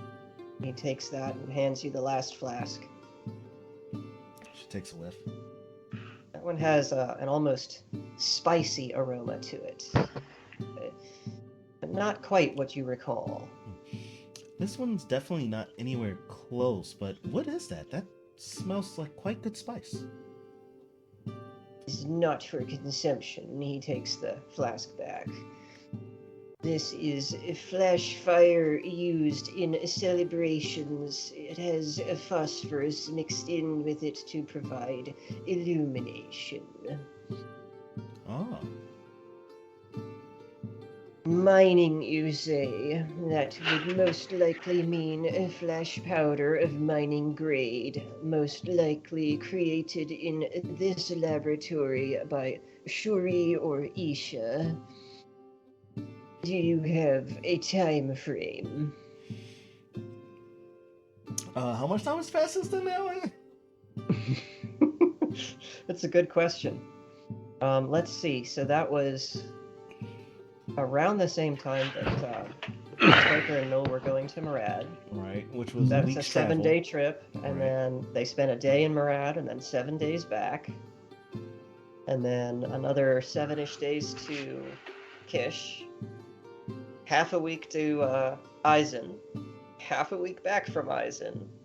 So about 3 month? weeks to a month. Yeah, okay, we'll go with a month. Maybe about a month ago. A month ago, one moment, and he scrolls back through the many pages of his giant book and peers down at the page with his drooping eyes. And, yes, I have here an order of 100 barrels of mining grade flash powder for a Saria Perrin. About 3, 4, 5 months ago. Wrap. Was it all the same stuff? Yes, 100 barrels of mining grade flash powder. Shit. It is one of the largest single orders we have filled. I am pleased to say that the quality of the flash powder was exacting for all 100 barrels. And Ronnie looks at the guy. Just, okay. This stuff is putting a lot of people's lives in danger the way it's being used. Is there a way to counteract this stuff? It does not respond kindly to being made wet. Buckets of water. Got it. You wouldn't happen to have any parchment and a quill, would you? He rummages around in a drawer under the table and pulls out a small piece of parchment and pushes his pen and inkwell towards you. And Ronnie just starts writing down all the information that he just gave her. After she finishes, she takes the paper, folds it up, puts it in her pouch. Will there be anything else, madam? No, I guess that's going to be everything on that one, but thank you so much. My pleasure. If you need any alchemical services in the future, my name is Galen Sewell. Please do stop by. Galen Sewell. I'll try to remember that name. And Ronnie reaches her hand out for a handshake. He reaches a wizened, withered hand out and shakes her surprisingly firmly, and then motions for her to get the heck out of his shop. Ronnie will do so, and as she closes the door to the shop behind her, all she just says as she starts walking back towards the lower levels is shit. Now, Stryker, while Ronnie is enjoying her little chat with the alchemist, what are you up to? I don't know. I don't think there's anything I needed to do before while we're here at this level. This is nothing but alchemy and stuff like that. Alchemy, astronomy, mathematics, Yeah. boring stuff. Yeah. Oh, What's the weapon shop Johnny's say? pretty fun. All the boring stuff you need to know to do the fun stuff. True that. Did this mountain have like mages or something? I can't remember. That's a good question. You could Okay. ask around. Let me ask around. And I'll be right back. As you're walking down tier 2, you stop one of the monks who's walking further up the tier with a couple of scrolls in his arms. Good day, sir. A good day, a light shine upon you. What do you want? I know this mountain has a couple levels to it, but I was wondering, do you know if any of them have like a mage area, some like wizardry, people that deals in the magic? Oh, yes. Yes, you want Master Mbasu. He's keeps his study down the hill slightly on tier 2. Yes, you see that funny colored building on the left? And I go, And as you're looking, you hear a sudden bang in the distance, and a black plume of smoke rises from a multicolored building in the I'm distance. like, you're talking about that one? Yeah, that would be him. Yes. Do you know how skilled he is? Oh, he's very skilled, mostly. Wait, what was that? I would maybe steer clear of some of his apprentices, though. They get a little... You hear another explosion in the distance, and another cloud of green smoke this time. Yes, that. Oh. And I look at his face like, is it safe? Well, I mean, as safe as any magic can be, I suppose. He Okay. hasn't destroyed the building in at least 5 years. I'm like, I'll take those odds. And I go, thank you very much. Yeah, sure. Good luck. Huh? Why you say it like that? He just walks off maybe a little bit faster than before. And then I start heading towards the shop. You head down the roadway a little bit. Ah, your girl's home, is she? Yeah, we keep going. All right. You head down the street a little bit to this multicolored building, which would be pretty nice, sort of Greek-inspired, if you will, columns and stuff, rather large building. Except the paint job is just utterly garish, and you have to assume whoever did this must be colorblind, because, man, these colors do not go together at all. Looks like the- a Skittle. The green smoke has sort of dissipated now, but you can hear some sort of crackling, sizzling coming from inside the rather large doorway, which is open, as if anybody can just walk in. You can't immediately see anybody inside, though. There's There you some light coming through the entrance, though. Like, I'm contemplating life right now. Like, where's one of my coins? I got a coin. I go, heads I go in, tails I go in cautiously. Okay. This 10 cent side is heads. This side with the beautiful lady is tails. 10 is Leroy Jenkins, and 10, the other side is maybe not. So we got a beautiful lady. We got tails. So I go in cautiously. I go, okay. I was like, still a little bit of smoke, but as you know, it's disappearing. So let me make sure to wait till it airs out a little bit. Okay, that's it. I can see a little bit. Hello. Hello. Wait, what? Huzzah! I got you back on the fifth. Then you hear another rumbling boom, and now red smoke emerges from the roof of the building. I say, okay. You know what? I step in. I go, hello. Hello. The echo is really quite impressive, and the crackling dies down for a moment. And then you hear some like faint murmuring coming from inside. And after a moment, a young fellow with a black smear of soot all down one side of his face and burn marks on half of his robes cautiously steps into the doorway and peers around, kind of gives a bit of a start when he sees you. Yes? Hi. Is the master home? Yes, the master is home. Who's asking, please? Are you okay? I'm fine. You remind me of somebody. Twitchy number 2. I was like, he had the same type of demeanor, I should say. I hope that's a good thing. I'm Oh. Newt. And he holds out a hand which is trembling just a little bit. Hi, Newt.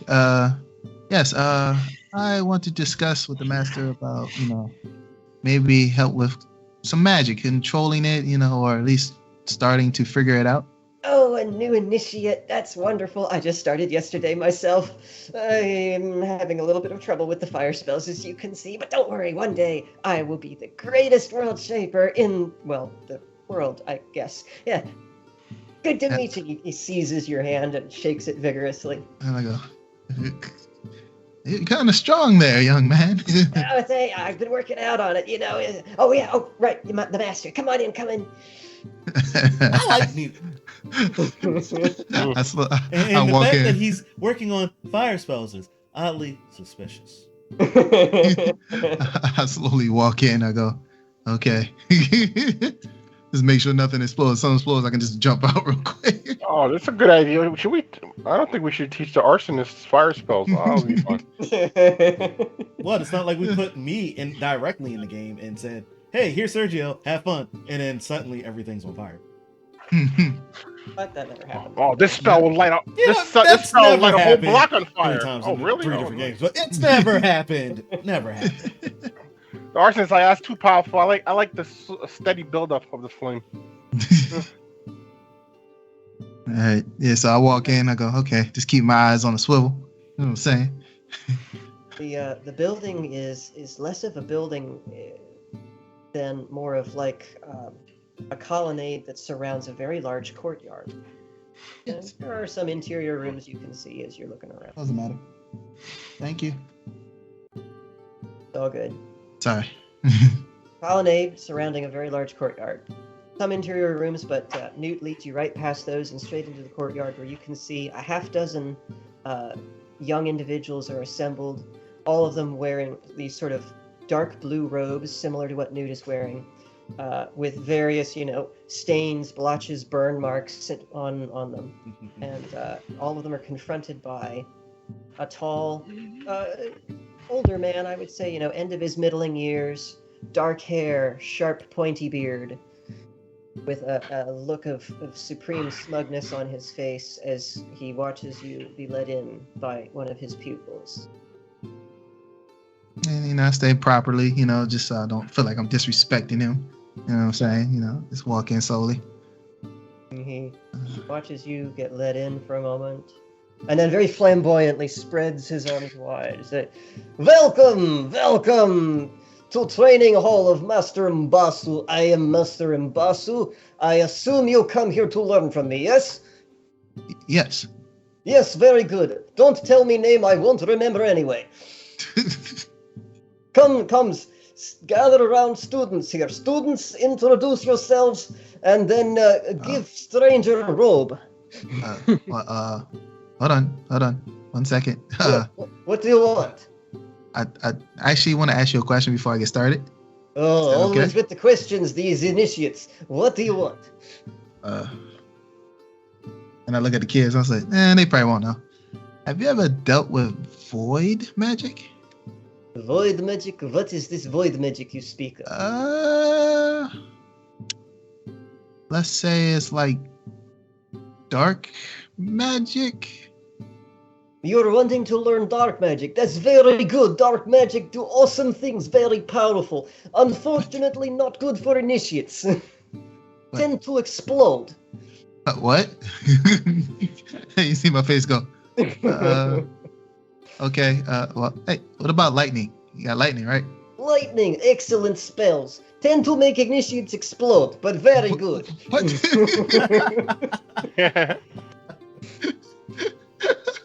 I'm like, You know what? This is probably gonna be a stupid question, but does water spells make you explode too? It depends. I did see initiate once use water spell to make other initiate explode. Still haven't quite figured out how he did it, but was very impressive. That's fucking beautiful. I'm like, can you just teach me basic magic, and then I'll go from there what I want to learn? Teach you basics. I suppose I could. How long do you have? 6 months? 2 years? How long are you looking to study? And I look at the sun. I'm like, about a couple hours. You're very funny, initiate. I look forward to seeing you explode. Wait, can you sense magic in people? Of course I can. All Master World Shapers can sense magic. You have little spark, but we make it work. But I mean, I can learn as much as I can for right now, and then I have to go save the world. Okay. Yes, afternoons learning, go save the world. That sounds like every initiate ever walked through these doors. Good luck with that. Okay, let's get started. No, we're coming back to you. No. Oh, Nice. yeah. How drunk is he now? You guys have gone on enjoying your meal apace, and the mistress, Halloween, has kept you well supplied with that very fine beer. You're about 6 pints in now. Give me a constitution check. Oh, shoot. Oh, I got a 4 again. Uh-oh. He's starting to feel it. You're definitely feeling a little woozy.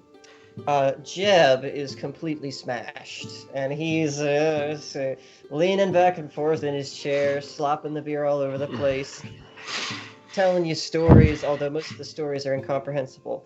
And he says, "Say," he looks around a little conspiratorially and leans into you.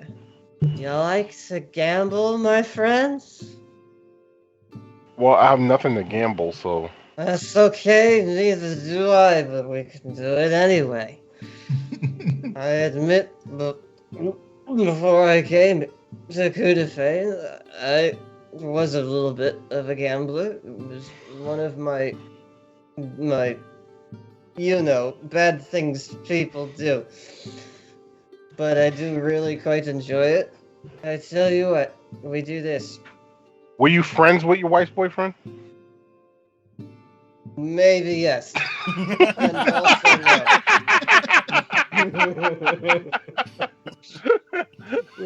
I'm sorry.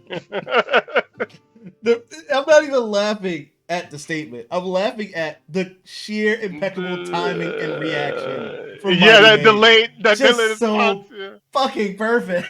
Yeah. Improv at its finest, ladies and gentlemen. Get that man a round of applause. I try. Hey, real round of applause. No pettiness from you, light skin. Mage, are you twaddling yourself on camera? Oh, okay. I'm sorry. He's peeping himself. Yeah, there it is. There he is. There he's talking. He's twiddling. That's peeping. Hey. I don't kink shame here. That's right, and you shouldn't. Considering. Come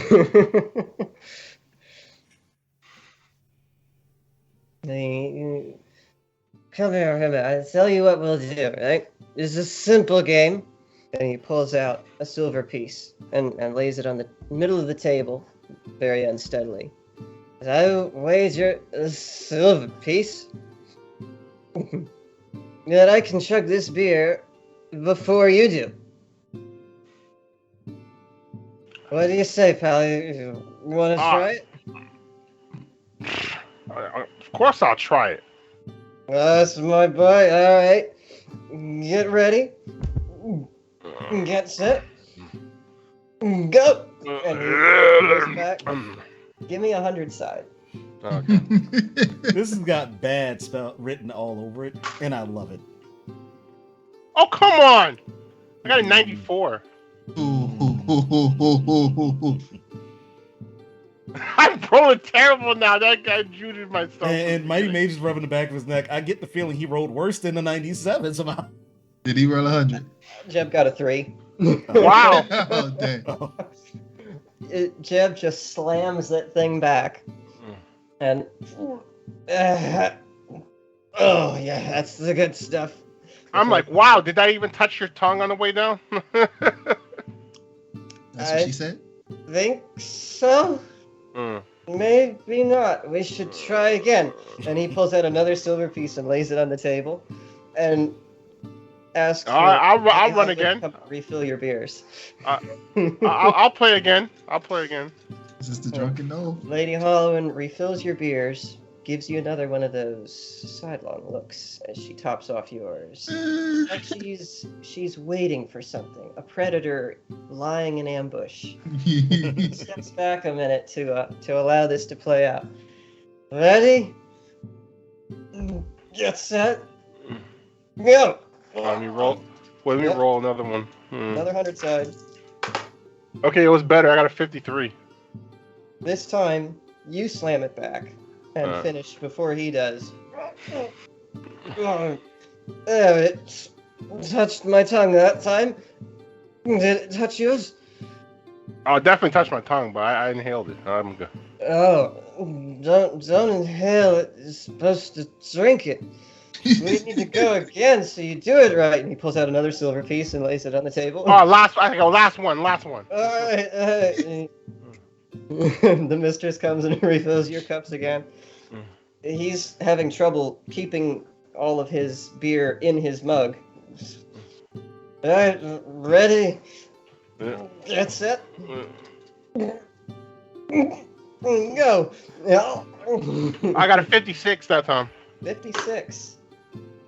Oh, wow. You got a 57. Oh, yeah, I barely won. Once again, you pound yours back and slam the mug on the table just a hair before he does. You're very good at this now. You did remember to drink it this time and not inhale it, right? Yeah. I feel like he has alcohol poisoning by right now. That's good. That's really good. One more? No, I'm good. He just falls out of his chair, flops onto the floor. Yay! We finally did it. We finally did everybody's favorite video game trope. Everything in threes. Yeah, but and And this is where And I picked the there's evil option. There's What you doing? your bingo card getting filled out again. Everything in threes trope. Well, the 3 silver pieces are lying there on the table for you. You won. Guess you did kind of drink them under the table. No. Man, nah. Really? You gonna leave them there? Even though you won them fair and square.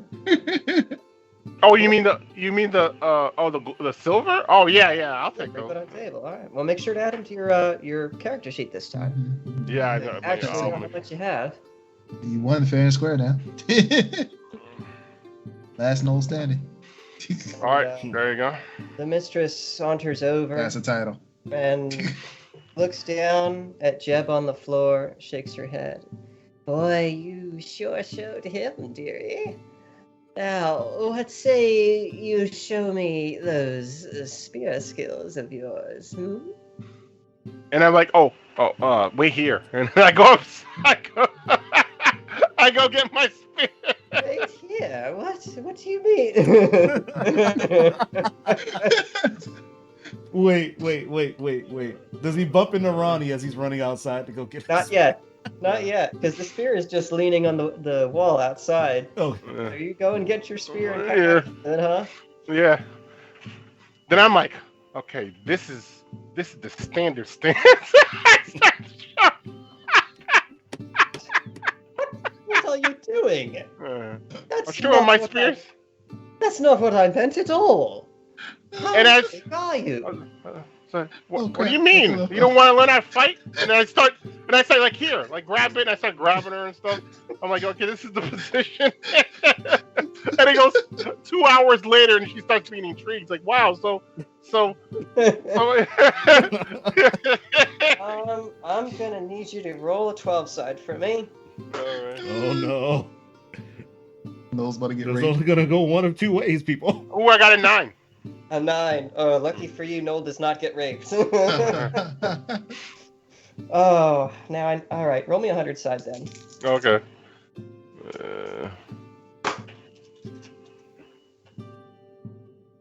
I got a 68 this time. Ha. Just one off. Just one off. Has he got a +1 on anything? Not on this, unfortunately. No dirty 69s here. Yeah. I mean, those are the I best don't ones. think it counts though right there, does it? Okay, those are the best ones though. Listen, She that's a attempts totally to- different thing.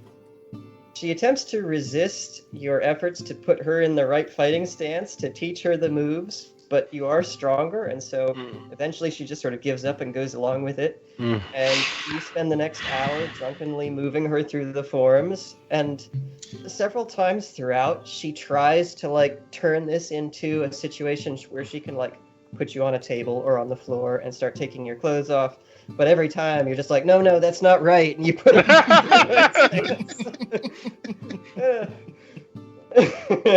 Then like while I'm teaching her, it's like, oh man, I wonder what my wife is up to. Her eyes get real big. Oh, wife? And with that, oh god, give me another 12 side. I got a 5. With that, she turns around in the middle of a form and It just slaps slaps. you across the face.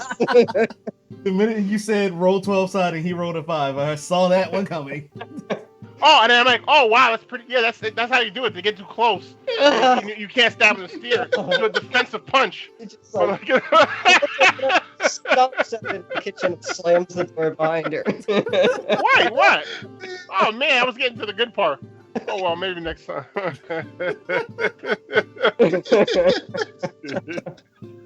Oh man, this whole episode, it needs to be named something after Noll at this point, but I don't even know what to name it. I don't know what to name it. No fool. That's what we're gonna call it. No fool. I don't know. No fool, Noll. Well, Noll, your pupil has stormed off and slammed the door in your face. Oh man, that's a swell lady. Hope she finds a husband one day. Oh no!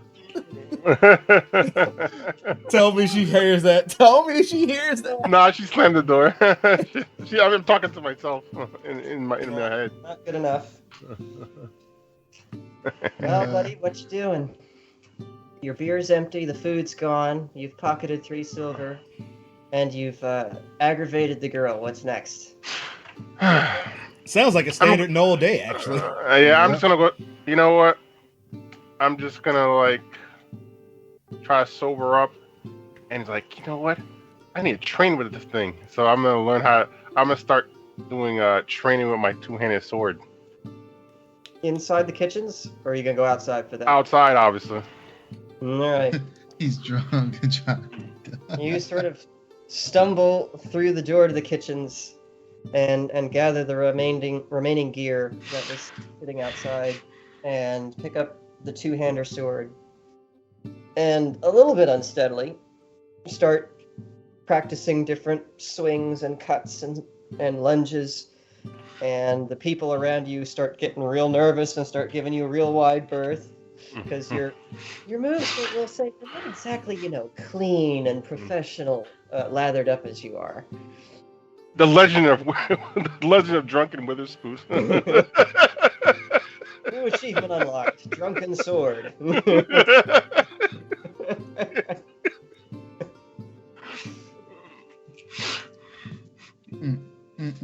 That might be a skill that has to be added to the skill tree. I don't know. Oh, that'd be kind of cool. Just a special skill for Noll. I'm gonna get like whooped in the fight. I'm like, oh man, I have to pull this out. That takes some really strong liquor from a flack. Like, what are you doing? And then it'll give Ronnie a reason every time they go into a tavern to buy a flask of alcohol for. Like hard liquor. They'll get you to that place in one thing. I tell you what, Noll. What? Give me 100 side. Oh man. Ooh. I got a 41. All right, add a skill to your character sheet. The Drunken Sword. Yeah! Oh yeah! Oh man, yeah, hell yeah! This is perfect. We'll discuss how it works later. Nice. I love it. I Oh, absolutely man. fucking love it. Look how annoyed he is. Look how annoyed Boss Ross is. Look at him. I'm annoyed. I'm not Look annoyed. at I'm him. actually happy. I can't wait to see this. He doesn't And even have his right. real nose. Look at him. It's gonna be great.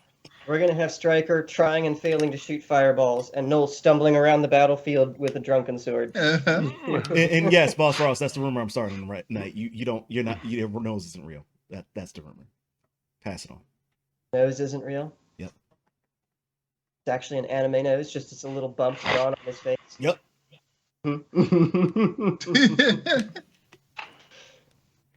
All right. So you're going to practice your sword for a little bit. As you're sort of stumbling around, figuring out how to use this thing, you notice a bit of a commotion up the path. And pause for a moment, kind of lean on the blade, swaying back and forth a bit, and then you see a flash of red hair, and it looks like Ronnie, although she's kind of like swimming through the crowd of people, and you didn't notice she could do that. But she seems to be getting closer as she swims. I'm like, hey, hey, Ronnie, how you doing? Ronnie, as she's walking through this crowd of people, and probably that's starting to generate mostly because she's been swearing since she left out of the one shop, just saying shit 1,000 times as she's been walking down the steps. What do you? Here's I mean, Noll's voice and kind of stops and slowly turns her head. And then it goes from a turn to more of a lean. Is that a lean to match his lean? Basically. I'm stuck in this position like this, like. The hell have you been drinking? That good shit. No. Say it correctly. You're drunk now. Slur your words. Proper. That's Oh man, that good shit. You know what I'm saying? There it is. And Ronnie just kind of walks over to him, and she kind of just grabs him by the face and just goes, "Are you okay? I'm a little bit of, Inebriated? Yes, I can tell. Yes. Yeah. But have you lost your mind completely? Why are you swinging a sword around in here? I gotta practice with this thing. Inside of this place? Inside of where? He's outside. Yeah, I'm outside. I think you got that clue. I thought He's not outside of the temple. Well, He's just outside of the kitchen area. Yeah, oh yeah, I'm like in the. Oh man, I'm right of mind right now. I'm not gonna hit anything. And Ronnie, you notice that people have made like a 20-foot circle around where he's been practicing. and Ronnie is kind of still holding his face. Yeah. I'd like to make sure of that. Come on, buddy. Let's get you outside with this thing. And she just starts guiding him out.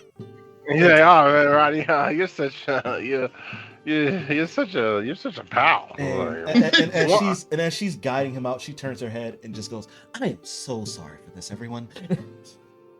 Marty, I'll be your best. I'll come to your wedding, I swear. I'm sure you will, buddy. I'm sure you will. Now let's get you outside. Maybe some nice cold air will do you some good. I can't wait to see your brick house children one day. Ronnie pauses for a moment as he says that, and she's like in the back of her mind, "What the hell is a brick house?" And it just keeps going. She just nods her head. Yeah, I can't wait either. You guys stumble your way down the rest of the first tier, past many sort of agog onlookers and a few women shaking their heads disapprovingly, and a couple of men who raise their hands to you, Noll, as you pass by, enthusiastic. Yeah! One of them says, "Hey, I got a hot one. Good on ya, lad." Hot boy, what? And Ronnie immediately glares. He has a wife, and keeps. Oh, my apologies, madam. Ronnie just shakes her head. He's like, "How much is he paying you for shush?"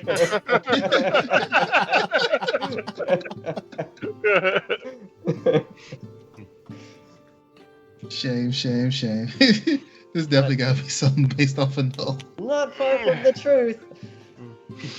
You eventually make your way through the dragon-headed gate and out onto the mountain path. The air isn't any more or less cool out here than it was outside of the kitchen building.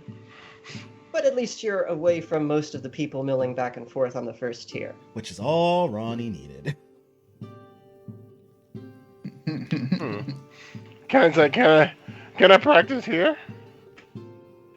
Sure, buddy, you can do that. You practice right here, and Mama's gonna be right back to check on you. I just have to go do a thing. And Ronnie starts heading up the path to go to where the bridge is so she can start making her way to the foot of the mountain. Mm-hmm.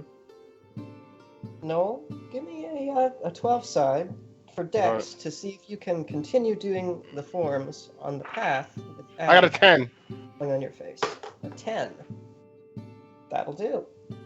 You step back fluidly into your forms, developing your new drunken sword technique, which you'll totally remember after this. Guaranteed. We may need to incorporate something that we've used once before. For this like one. drunken boxing, you got to practice it sober. It will instinctively come when you're drunk. Nope. I have an idea for this, and I think Mighty Mage knows what it is. We'll talk about it some more after the session. Yeah, it'll be good. Striker. Yep. After a little bit of kerfuffle, the Master Mbasu and the students sort of coerce you into getting a blue robe like all the other novices, even though in your mind it's just like a waste of time. But they wouldn't let you do anything until you had the robe, so fine, whatever, you got it now. What the fuck? And I go. Y'all got this in silver? Silver, yes, we have robe and server, not so good for initiates, tend to explode. I like this guy. Okay, so all right, okay. You are very impatient to explode. I admire that in initiate, but we're not there yet. First, you must learn basics. Okay, I'm ready. Then you explode. Yes, basics first, then explode. Very good, Vasali. Now, you stand here. You plant feet like so, yeah? Now, Yeah. you close eye and feel earth around you. Must understand, magic does not exist. No such thing. Is common word that normal people use to describe things they don't understand. What you learn to do, called world shaping. You use your soul, your life essence, to bend world around you. You get good at this, you'll make other people explode instead of you. You get not so good at it, you explode self. This explains lots of initiates. Don't worry, I give 50-50 odds for you. That's pretty good. Okay. So I go, all right, so I was like, so you said plant my feet, Plant feet. close my eyes, Square shoulders, close eyes. Feel world around you. and I start trying Feel to essence of earth. Feel essence of air. Feel essence inside you and try make it not explode. Not yet. Okay. I start doing that. What do I gotta roll?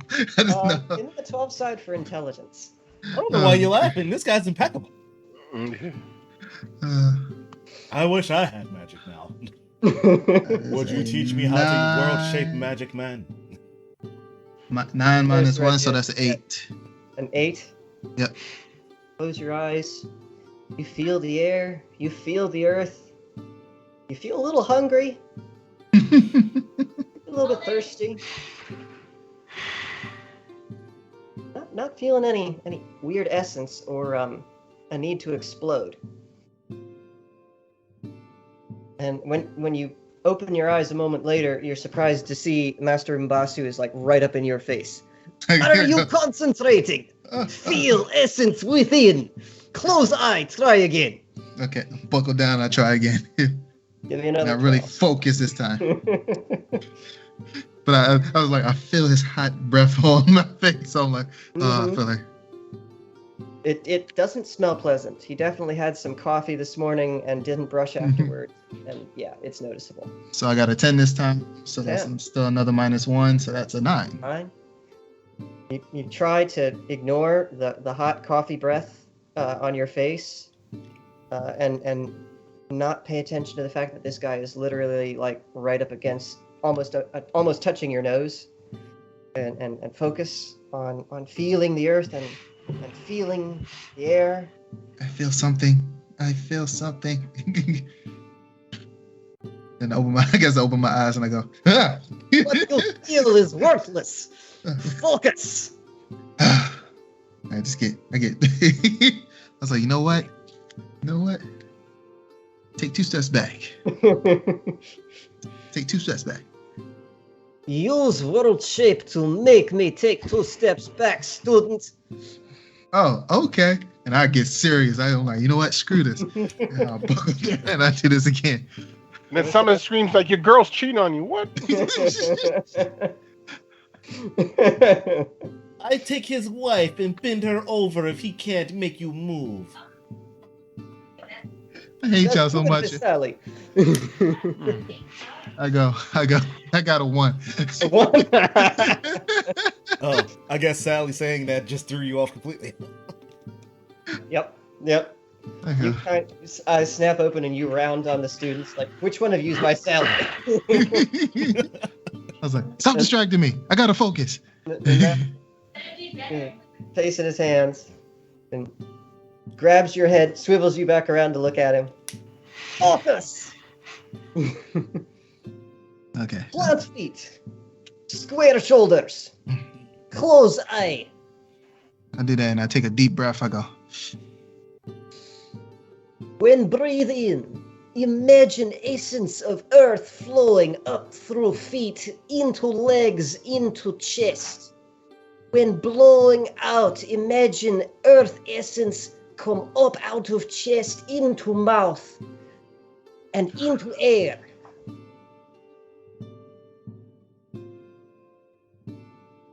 Not working. It's a 1. You go. And the master steps back a couple paces. Oh, man, what do you have for breakfast? These terrible, atrocious, smell like bad anchovies, 10 days old or something. You know what? I just get fired up and I get really pissed off. I'm like, you know what? Screw this. And I just really go, start screaming.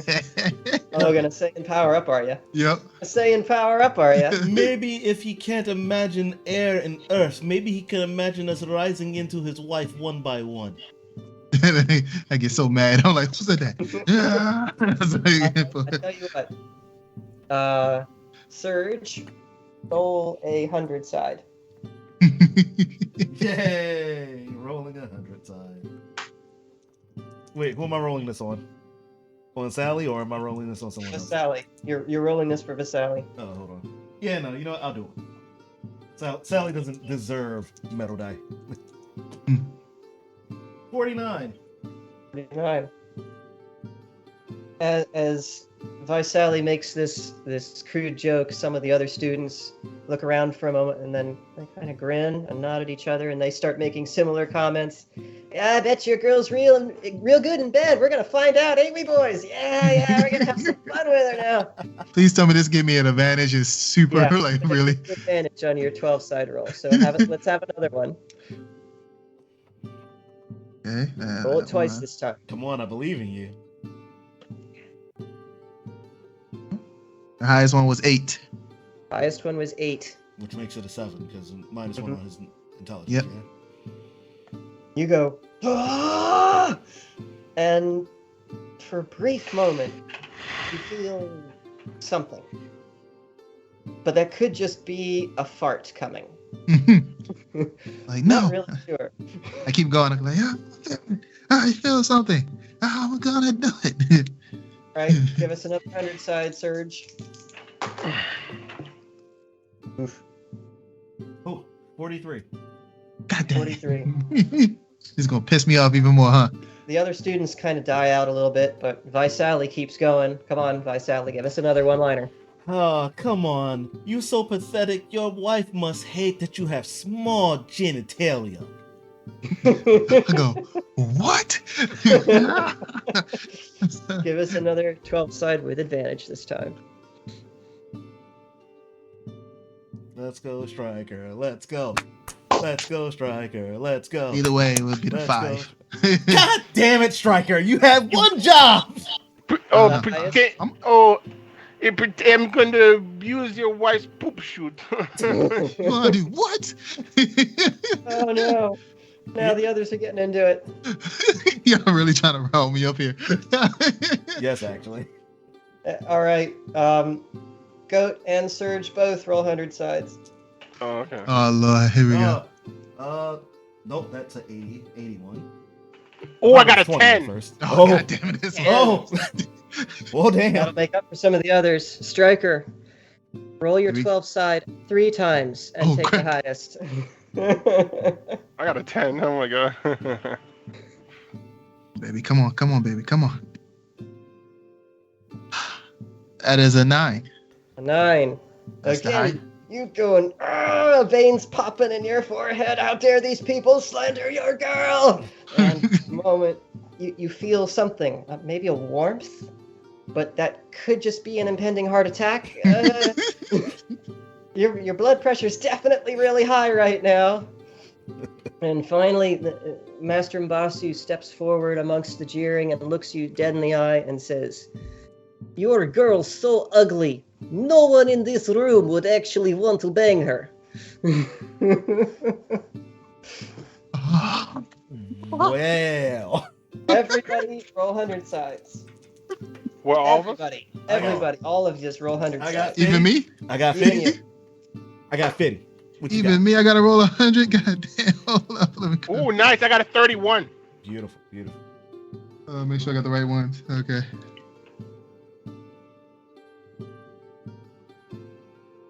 I got My roll. I got a 49. All right.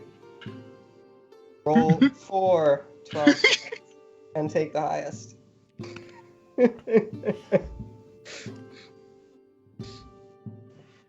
Come on, Striker. You got this. You got 4 rolls on you, buddy.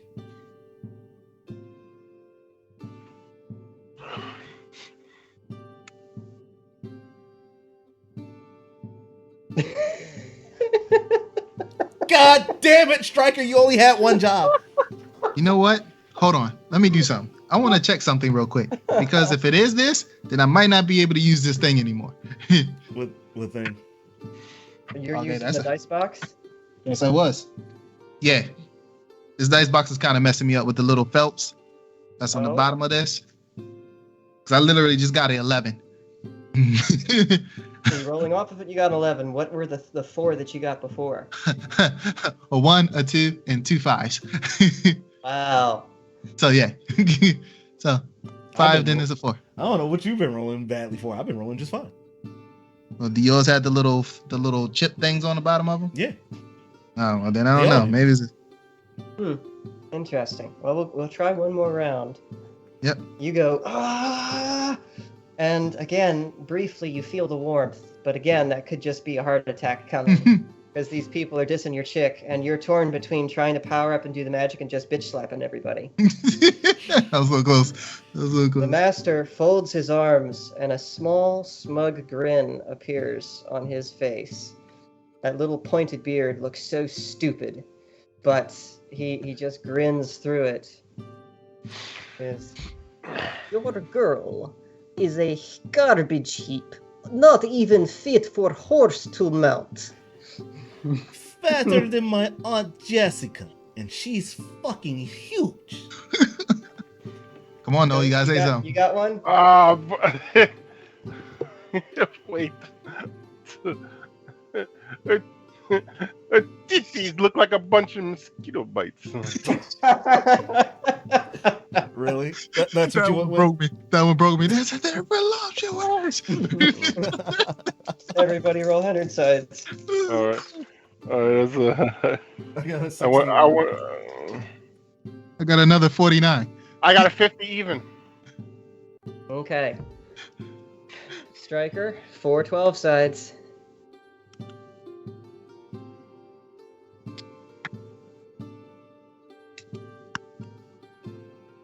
Okay. The highest was an 8. An 8.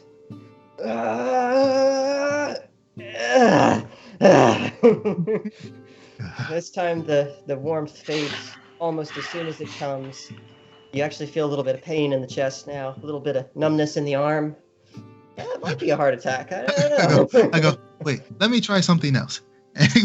Let me try something else. And I sit down, Indian style, and just relax. I like, don't nobody say nothing to me. And surprisingly enough, nobody does. And I go, and I try to find my center to keep myself from having a heart attack. For one.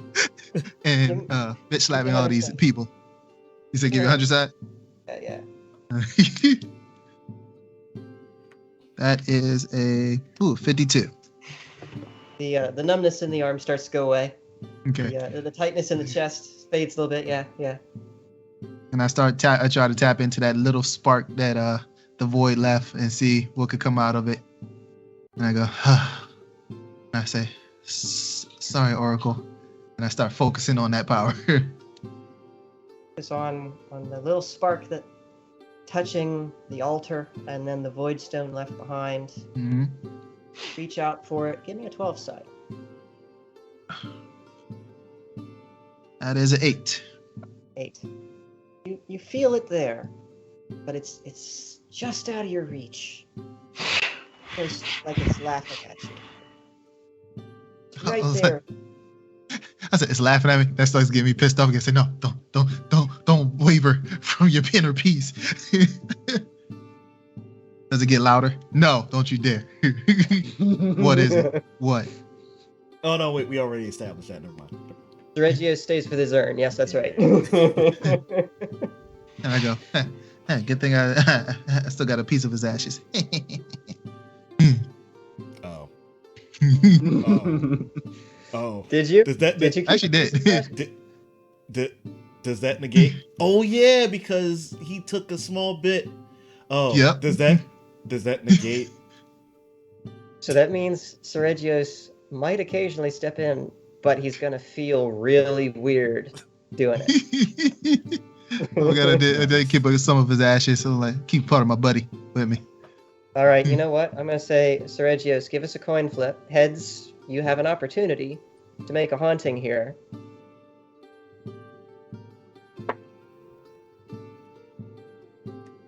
Well, I guess I'm making a haunting. So I sit there just in peace, like, come on.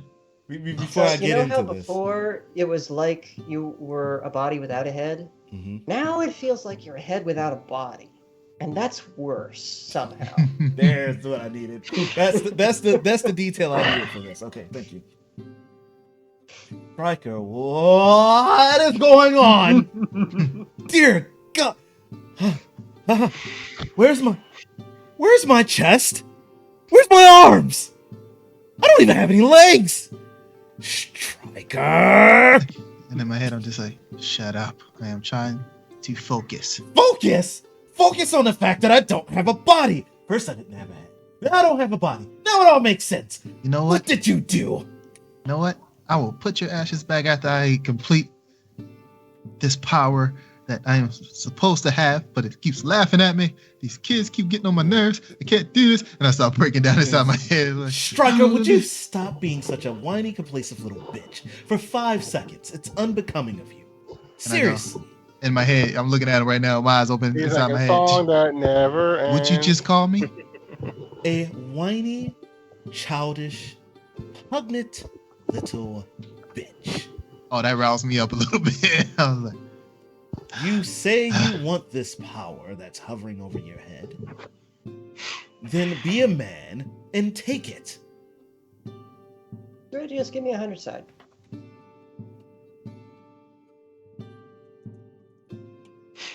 That would be a 19. oh, that definitely did something. Striker, Yes. give me 5 12 sides and take the highest. 5, 12. Oh, just because of his ass. Everybody else give me 4, but him, It's just because it's him. It's his ass in your head. Yes. And that's worse. The ass of Seregios.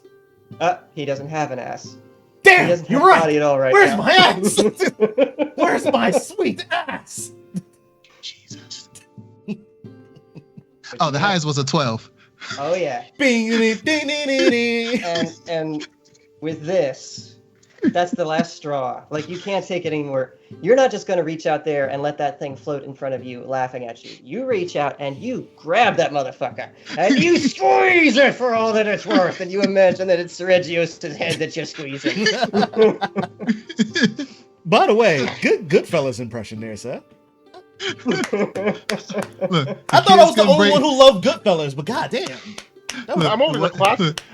Here's the funny thing. The I'm kids the couldn't made break man. me. The kids couldn't break me.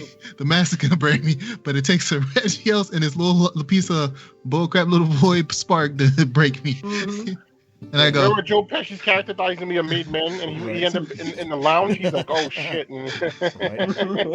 ah, shit. so I go.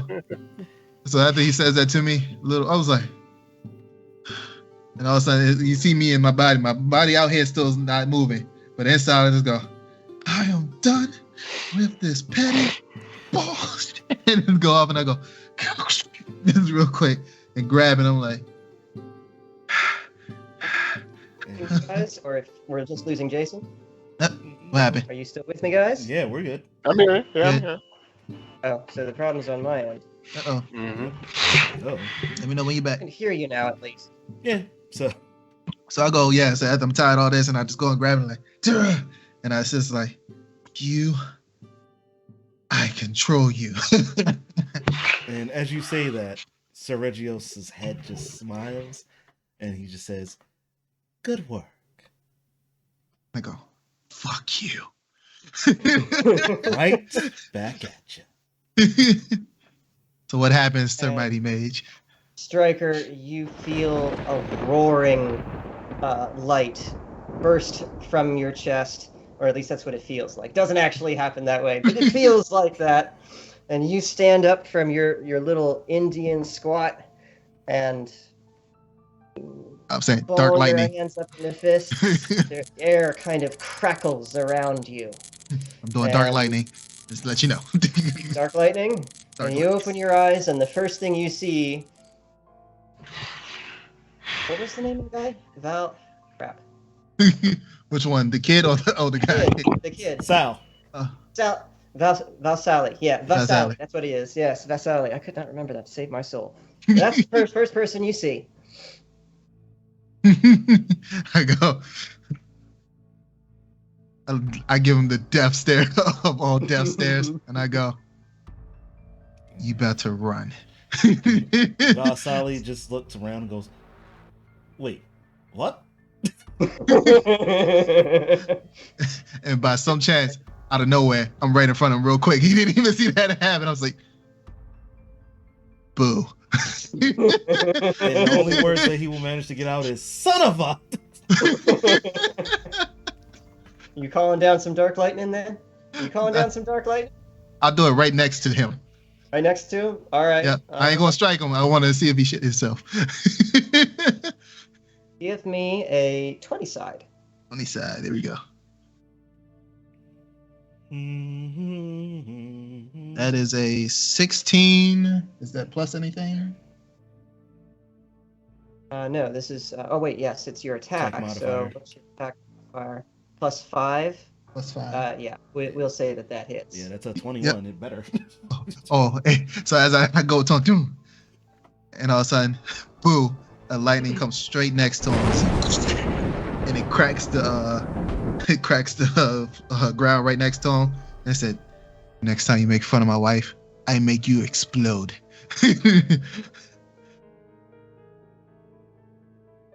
Well, Vasali, what you doing? What shall I roll to actually see if he shits himself? That'll be a 12 for Constitution, I think. Yes. Disadvantage? Would you say? Yeah, I think that's appropriate in this Yeah. case. Mhm. Okay. I'm gonna go with the 10 because I rolled a 12 on the first one. Mm-hmm. What's your constitution? I don't know. I don't have his stats. Oh yeah, true. You said a Oh, 10. Yeah. You managed to hold your composure for a long moment after the lightning strikes, showering dirt everywhere. And then after a moment, there's a little whine that sort of escapes your throat. And you turn around and book it the hell out of the little courtyard. A little brown patch forming on the back of your pants as you go. Now, hold on. I gotta ask this question. You know that does like little lightning look like it's shooting around my eyes just because? No, but the air around you is crackling as if. It's Okay, that'll work. I'll take charged. that. I'll take that. Yes, yes. And the master nods approvingly. Very good. Not only you avoid exploding yourself, but you almost explode other initiates. That's very high marks. And I go, "Thank you, master." It's like the demeanor just changed with me. Like, everything just go like I'm serious now. Like, "Thank you, master." And I bow to him, and I sit there, and I back in my pose, and just sit there like, hold on, I gotta do it like this. So I stand. Don't mind anything. So I just stand there. "Thank you, master." And I just sit like this. You know? Here we go. He think he's Drunken now. I know you've seen this stuff on. I did. Yeah. I did. The Goku that fights like this. So I stand there and I just sit there and just let the power just radiate through me and try to control it without going off. Well, Noll was next in the turn order, but since wait, here he comes back. Oh, there you go. Good Sorry timing. about that. Good timing, goes. Just in We were time. just about to switch over to you. Oh, now I can Oh, put in nice. spells. Let me put this in here. So before you switch Yes. over to him, might I flip one more time to see if Sergio gets one last inch of word in with him? You're All true. right. It's a special occasion. I'll allow it. I saw Dark Lightning. That's what we're No, gonna call it's a myself. fail. That one's a tails. Okay. Dark Lightning. Noel, we're back to you, sir. Nice. You've been moving, sliding through your drunken sword forms. Your motion's getting a little bit more coordinated and consistent as you feel out the weapon. And right as you're stepping through a lunge, you hear a loud crack of what you think is lightning. You look up for a moment. There isn't a cloud in the sky. Where the hell could that have come from? What is it? Can I roll for perception? Like what direction it came from? Sure. Give me a 12. I got a 5. 5. Too drunk. It echoes around the mountains, and so it's really hard to gauge a direction. If you were a betting man, and well, with the 3 silver in your pocket, I guess you have to say that you are a betting man. You'd say that that came from back inside the monastery. But there aren't any clouds over there either. So, that was weird. I'm like, you know what? Let me investigate that. All right. Put your sword away and head back in the monastery. Yeah. All right. You head back inside. He's like, he's gonna leave Rodney. Rodney People left on- him already, remember? Yeah, Ronnie's even- going down the mountain. Yeah. So you head back inside the monastery, and people are milling about, going about their tasks again. But as soon as they see you, they all kind of get a little bit wary. They're like, an older fella on a cart leans his head at you and is like, You ain't fixing to be swinging that old sword around again, are you? No, I'm done for the night. I'm trying to investigate where that sound came from. What's that? Oh, the big thunderclap, eh? Yes. Oh yeah, we all heard that too. It happens from time to time. It's probably the world shapers up on the tier 2. Oh! What's a world shaper? The wizards, magic, hocus pocus. Oh, wow, like they're actual mages and stuff? Yeah, well, they claim to be. Most of the time, all they do is make smoke and blow themselves up. That's probably what it was. One of their initiates blowing himself up. Oh man, they Maybe sound like a seeing bunch. Huh? They sound like a bunch of amateurs. Well, yes, except for Master Mbasu, they pretty much all are. We tend to avoid them if we can. Hey, If you want to see what happened, I mean, you're welcome to go. It's your funeral. oh, I want to see it. I'm drunk as hell. I want to see that go. All right, well, I tell you what, it's up on the 2nd tier. Look for the pillared building with the gaudy paint job and the smoke rising out of the roof. You can't miss it. Oh, great. And I start doing a weird kind of tipsy jog. Give me a 12 side to see if you fall on your face as you're jogging around the hill. Oh, I got a 6. 6. You stumble a couple of times, and one of those times you stumble right into the back end of a mule, which turns and brays at you and tries to kick at you. Give me another 12 to see if you can sort of lurch away before it kicks you. You can see that drunken sword skill coming in. Oh, I got kicked. I got a 2. Yeah, it nails At least you pretty got some good squarely. armor on. But yeah, your armor does dissipate some of it. You just sort of stumble back, and the alcohol kind of takes the edge off of it. It just feels like a punch. That was about it. Oh, nice. I just shake it off and keep going. All right. Keep jogging up the pathway, round the corner to the 2nd tier, and you start looking for gaudy pillared buildings. I wonder kind of what that's supposed to mean, but after a minute or so, you see on the right-hand side, very large, multiple pillars, sort of classical style, marble and all that, except instead of showcasing the nice natural color of the marble, it is a hideous patchwork of every color you have ever imagined and a few that you haven't imagined. I was like, wow, this building is hideous. This must be the one. Huh. Taste the rainbow. and just as you're approaching this building, you hear another bang and a tremendous thundering shake and a plume of purple smoke rises up out of the room. Cool. Okay, that was actually perfectly well timed. Very good, sir. You know what? Give that man a clap. This time it wasn't me. You gonna walk inside, man? You gonna Yeah, walk sure I inside? am. All right, you stumble inside and pass through the colonnades and then come upon the enclosed courtyard where a half dozen people in blue robes are assembled in front of an older man with much more lavishly trimmed robes who's barking instructions. After looking around a bit, actually give me a 12 side for perception. Because I'm just standing there, just having the power, just try to keep coursing through me. Mm-hmm. I got a 10. Yeah. Yeah, you see me. After a little bit of peering around, you see Stryker in one of those silly robes with a power stance on. Hey, Stryker! Why you looking stupid? Hey, what you doing?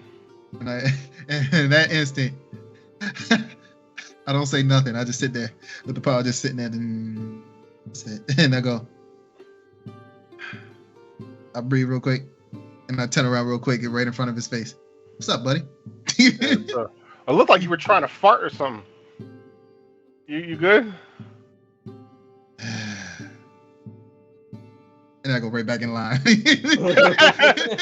I said be like that then, and I sit down. Give me, Stryker, give me 100 side to see if you manage to hold on to your control of the power at the moment. I know, right? He's like, God damn, he broke me.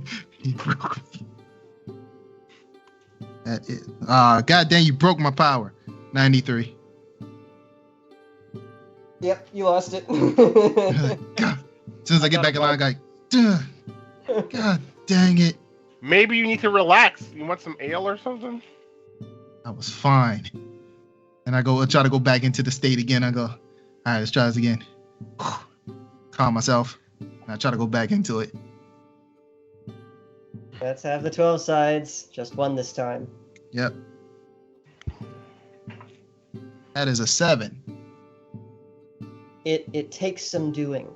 You reach, and it sort of dodges out of your grasp a couple of times before you finally say, and you grab it with both hands.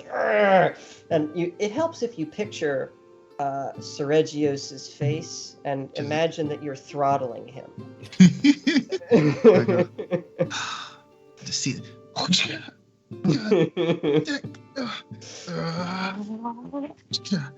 And then I was like, and I calm myself back, get back into my headspace. And I said, Master's eyeing you as you go through this. Eyes flick to Noll and then back to you, Strikers. You are getting better at grabbing hold of power and bending it to your will. I give maybe only 25% chance you explode next time. What? I don't say nothing. I just bows. And I heard explosion. He can make explosions. Oh yes, he's very good. Stryker, why don't you demonstrate for friend since he is here and asking? No, we can't ask Visali again. Yes. See over there, little display pillar, small ceramic urn. I hate this urn with a passion. My wife gave it to me. It is disgustingly hideous. Make it go away. I say, It reminds me of her. I look at him, and I look at her, and that vase, I was like, your wife did that to you? And for some reason, I get a little bit more angry and say, what the fuck? And I go, and I turn to it, and I go, and I get close to it, not real close, but I get a little closer to it. I'm like, shh. And I look down at it, and I summon the power to come straight down to it. What you doing this time? More black lightning? Trying something else? I am going to. Actually, no, I'm gonna try that next. That's gonna be. I got something I'm gonna try next. I tried to just pluck it and see if it explodes. Just a little flick? Yep. Just a little flick? Magic flick? Give me a 20 side. 20 side. Interesting. Little magic. Oh, you can enchant your arrows now? Are you awesome. serious? How by chance? I get a 1. A 1? Yep. You flick So that's 6. a flick, and the pillar next to you explodes. shower of marble and everything. Like, my bad. That's okay.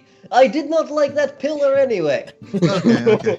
It Wait. reminds me of my wife. No, oh wait, no. And this is gonna be the best part. I'll turn away, and all of a sudden, the face just crumbles for no reason. Just turn away, like. I'm like, hey, Striker. I know What? it sounds kind of weird and stupid. Why don't you just channel your magic through something, like a stick or a weapon or something? And I go, now you speak in my language. I say, you know what? Let's try it. Hey, Master, may I try something?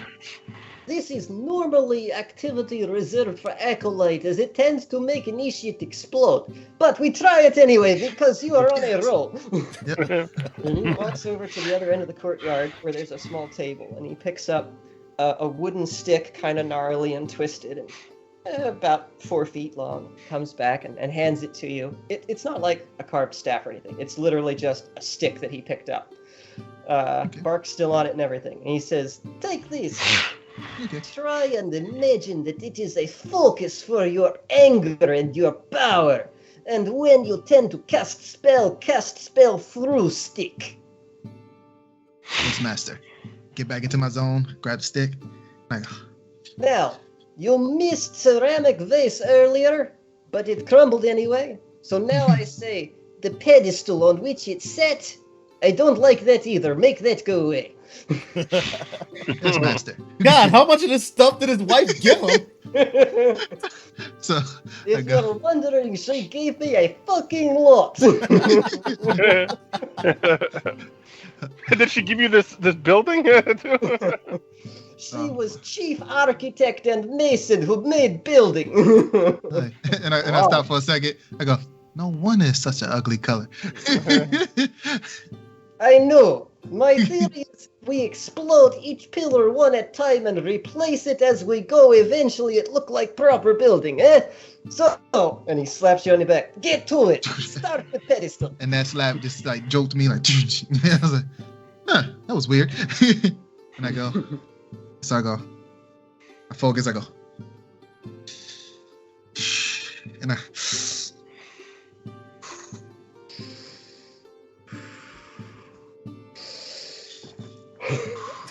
just try to focus all the energy coming through, trying to go through the sword. And I go, and then I just go, strike, straight down. All right. How far away from the pedestal are you standing?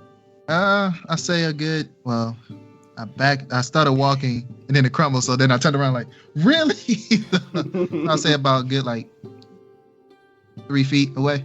3 feet away? All right. Yeah. All right. And you're just swinging your branch down. Are you actually going to bring it down on top of the pedestal, or are you trying to like imagine you're extending a magical sword? Extending. Extend a magical sword out of the stick. All right. Yep. Give me 100 side. Yes, sir. And that is a 18. That's good. That's good. Oh, Oh, so nice. I can't physically do something, but I gotta use something else. You know what?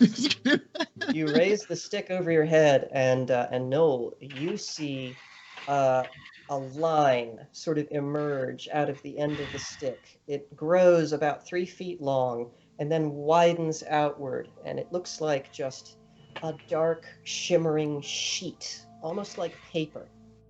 And the students behind kind of gasp in awe, because as they look at this thing emerging, it is as thin as a sheet of paper. But if you look at it from the side, it's opaque, it's solid.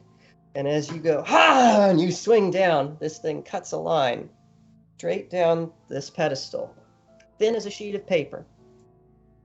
And after a moment, the two halves fall apart. I'm like, holy crap! Oh, that's awesome, Noll. I mean, I'm drunk. Sorry. That is perfect. Wait, since you're drunk, call him Joel. You know what? That was such a perfect save. Noll, add 50 XP to your total there, because that was just perfect. I go, I'm Oh, man. 290 right now. I Uh-huh. can smell you from here. I'm 2090 now. Oh, okay. Very good. And Master Mbasu nods, satisfied. Very good. Was ugly pedestal. Now can be used for sitting bench. And I go, if I can do this with a stick, just imagine what I can do with my weapons. But Hey, I would say be careful using on weapons you are attached to, because they might explode, and then you would be out of weapon. Not to mention your hands. Would be unfortunate. what? hey, Striker, try and fuse that power into your arrows and shooting them. See what happens. Let me get a little bit better at controlling my power before I'm like, Master, do you have a bow that go ahead, god damn it. No. It's just I wanted to double check something with dear GM since we're bringing all this using weapons and such. Could he possibly get a weapon made that would be able to that would actually be able to focus magic without breaking, possibly? Well, Yeah, arrows are I don't disposable. Maybe. Arrows are... Actually, if that bow that I got said could be enchanted, might help. Yeah. All right, I forgot about that actually. Oracle said it could be enchanted and it might help a little, but don't know. She's not a magical person. She's not a world shaper, so you'd actually Oh, need a world shaper to do it. So technically, I go, hey, Master. Yes, what is it? You looking for something else to explode? I have wide range of things that we can try next. I want to try something, but you think you can make this bow really strong so it won't explode? He takes the bow and looks at it. Well, maybe. No guarantees against exploding, you understand, but you have something in mind you want this piece of junk to do? Oh. And then I wonder if I can use it to make a dark arrow, a dark lightning arrow. Use existing arrows or make arrow out of dark lightning? Interesting question. Or infuse existing arrow with dark lightning? Either or. If I run out of arrows, at least I know how to make an arrow, but if I got it now, might as well try. I know conjuring an arrow seems more harder than infusing it, existing item, because you're channeling it. well, into he something did just instead of- create a blade of energy out of nowhere. To a stick. So Yeah, but he used the stick as a catalyst. Though. right, It but wasn't he's like- also using the bow Your as a drunk catalyst, friend. right? Your drunk friend is correct. It is difficult to conjure something out of nothing, infusing something much easier. I think I could enchant this to infuse fired arrows with something. You sure you want dark lightning? Not something more impressive like, giant fireball, man-eating squid, anything like that. If it hits, it'll electrify everybody that's around it. Oh, chain lightning. Chain lightning is good, especially when used with initiates. They explode. Exactly. Come back I to like you, man. come back to the squid though. I'm thinking tentacle porn. So I go give him the bow and the arrows. I said, Master. Well, you keep arrows. I do not need for this Oh, enchantment. you don't need the arrow? Okay. Just the bow. Now, Okay. all students gathered around this will be most interesting if it doesn't explode. What? It will still be interesting if it does explode.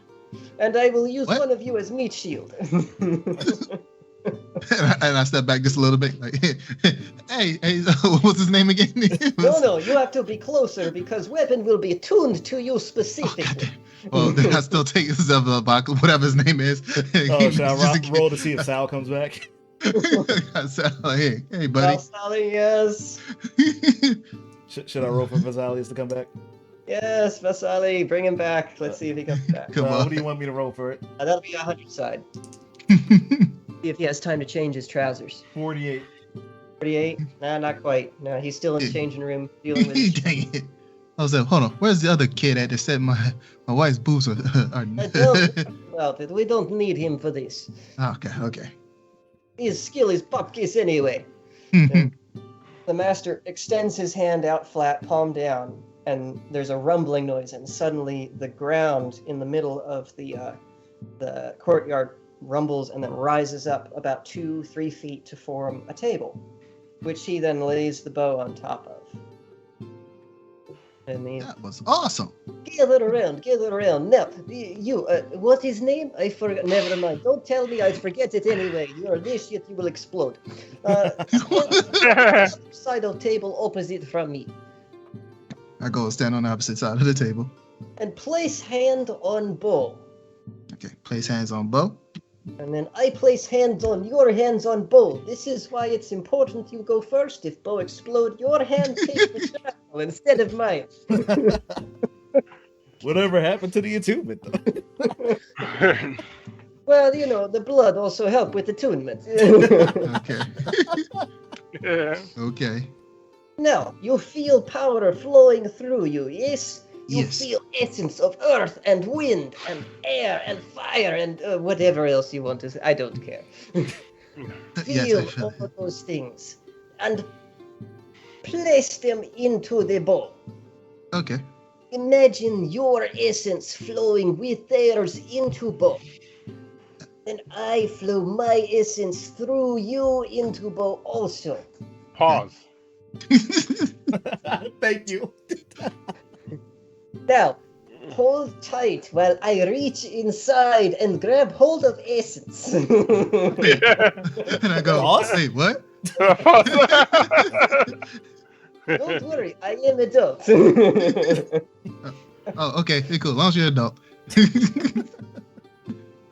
Focus on what you want bow to do when someone shoot it. Focusing. Focus. Focusing. Focus harder. I'm focusing. Give me 100 side.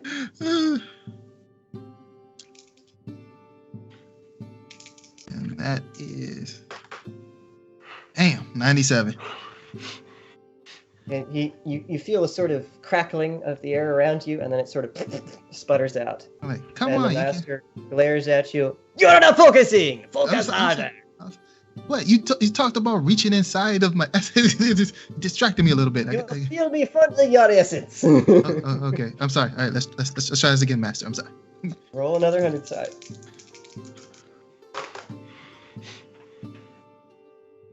That is a 9. A 9. A little bit chided and a little bit freaked out that he might be inside fondling your essence. You focus really hard on the bow and what you want the thing to do, and you feel a surge of power flow up from the feet, through the chest, into the arms, into the bow, and at the same time you feel him doing the same thing, and the bow starts to glow. Faint purplish hue. The glow grows brighter and brighter, and some of the students are like shielding their eyes at this point. You try to actually like pull away, but you find that you can't. Your hands are like stuck to the bow as if electrocuted. And it kind of hurts like you're being electrocuted too, to be honest, you know? It really does. Is he pulling back on it and is conjuring a weapon or something? No, Like it's, an arrow? it's sitting on a table and you're just like infusing it with energy. Oh, you missed Surge. okay. I got a 9. Nice. And roll a 6 side. 6 side. 6 side. Ooh, is this to see if it explodes? Yes. Yes. 6. 6. You take 6 points of electric damage, and the bow thrums audibly, and then the light fades and vanishes. And your power vanishes with it. What is that? 24 take away 6 is math. I know math. 18, what? 18. 15? Yep. So, glow fades, your power disappears, you lose your grip on the source, you stumble back, your hands feel like they've been burned. The master folds his arms and nods. That is other reason why your hands go directly on bow and not mine. So I go, did it work? Only one way to find out. And he motions for one of the apprentices, who brings in another pedestal with another ceramic vase and sets it on the opposite side of the courtyard from where you are. Okay. And I go, got any gloves? What do I look like? Seamstress? No, I have no gloves. I'm like, so I go, all right.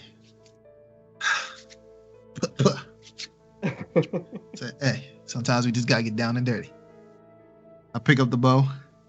It Do I feel any? vibrates slightly It under your vibrates. Yep. I was like, A little bit. I sit there, go. Okay. Walk over, get in my position. Calm myself. Grab one of my arrows. Mhm. I get into my zone and start trying to feel the power again. Go for the power. Just Well, power's not there. like, oh, come on. Come on. If item is enchanted, you don't need world-shaping power of your own. Just try without. Otherwise, you might explode. Too much power equals explosion. Exactly. They have Huh. what is harmonic feedback. Okay, so then I just starts pulling back. Anything happening? Feel like a little power just surging through. Did it conjure an arrow? Did it conjure an arrow? Mhm. No, I got an arrow. Doesn't seem to Oh. have conjured an arrow. Give me a Is it- homicide. You said 100? Yeah. That is a 14. Oh, that's really good. Wow. You were As you draw, the bow vibrates a little harder, and you notice a smell like ozone that wasn't there before, and you feel like your hair is maybe standing on end. The hairs on your arms start to stand up. It's like this immense static charge is building up on you. And does my silver hair start shooting through? No, Out of the black tar. The very ends of your hair are starting to like rise up a little bit, like they're being statically repelled. It actually looks a little freaky from anyone bystanding. I go. I get to the point where it's locked in. Huh? I aim. And then I let go. Give me a 20 side. And this is plus what? Attack again, right? Yep. That is 11 plus 5, so 16. The arrow flies forward, lunging out of the bow, like an arrow normally does. The bow is more powerful than the little short bow that you had before, so it flies with a good bit of force behind it. And it looks like it's heading true. It slams into the ceramic pot. Appears to happen at first. There's a momentary pause, which to you seems like an eternity, but is maybe more like half a second.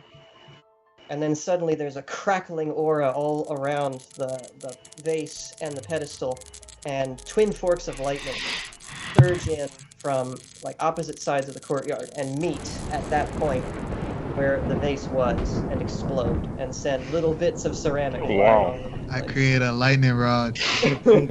Congratulations, you just made the Dream Eater bow. Oh, I just made a destiny bow. Now he's gonna be purposely aiming for the ground to deal with groups of enemies. Oh no. Duh. Striker both. Roll Or he 12. hits somebody and then the lightning hits. Yeah, it's. Yeah, you can make lightning rods now. Noll and Striker both roll 12 sides for evasion to see if you get hit by any of the shrapnel.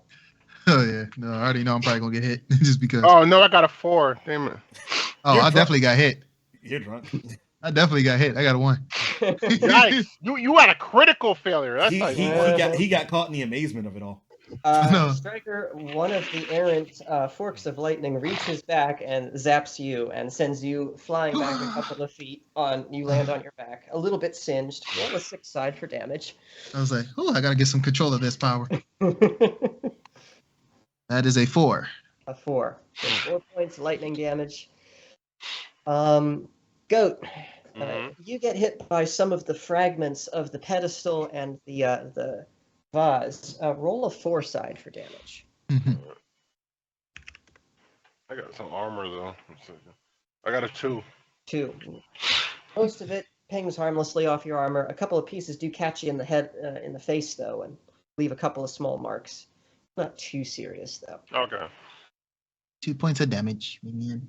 Level A two number of points? the students are knocked off their feet and land flat on their backs. Their hair standing on end like they got zapped. So yeah. Oh yeah, I no have -2 damage reduction, so I didn't do anything. Oh, that's right. You got a special, yeah. don't you? Mhm. That Nice. works. So you take. Yeah, they bounce harmlessly off the stone that is your skin. Mhm. Very And he's good. drunk too. Sheesh. You're like, oh, get away from me, mosquito. He's just sitting there.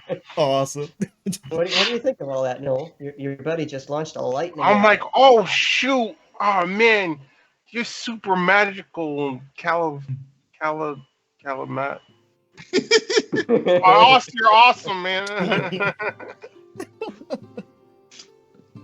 I'm sitting there on my back and go, oh, getting up like, yeah, I need to practice a little bit more. But and the maybe master further standing away. next to you, just calmly, completely unfazed by that, nods. And that is why you do not hold the power when using enchanted weapon. Imagine if you had had power in your own body while that lightning struck.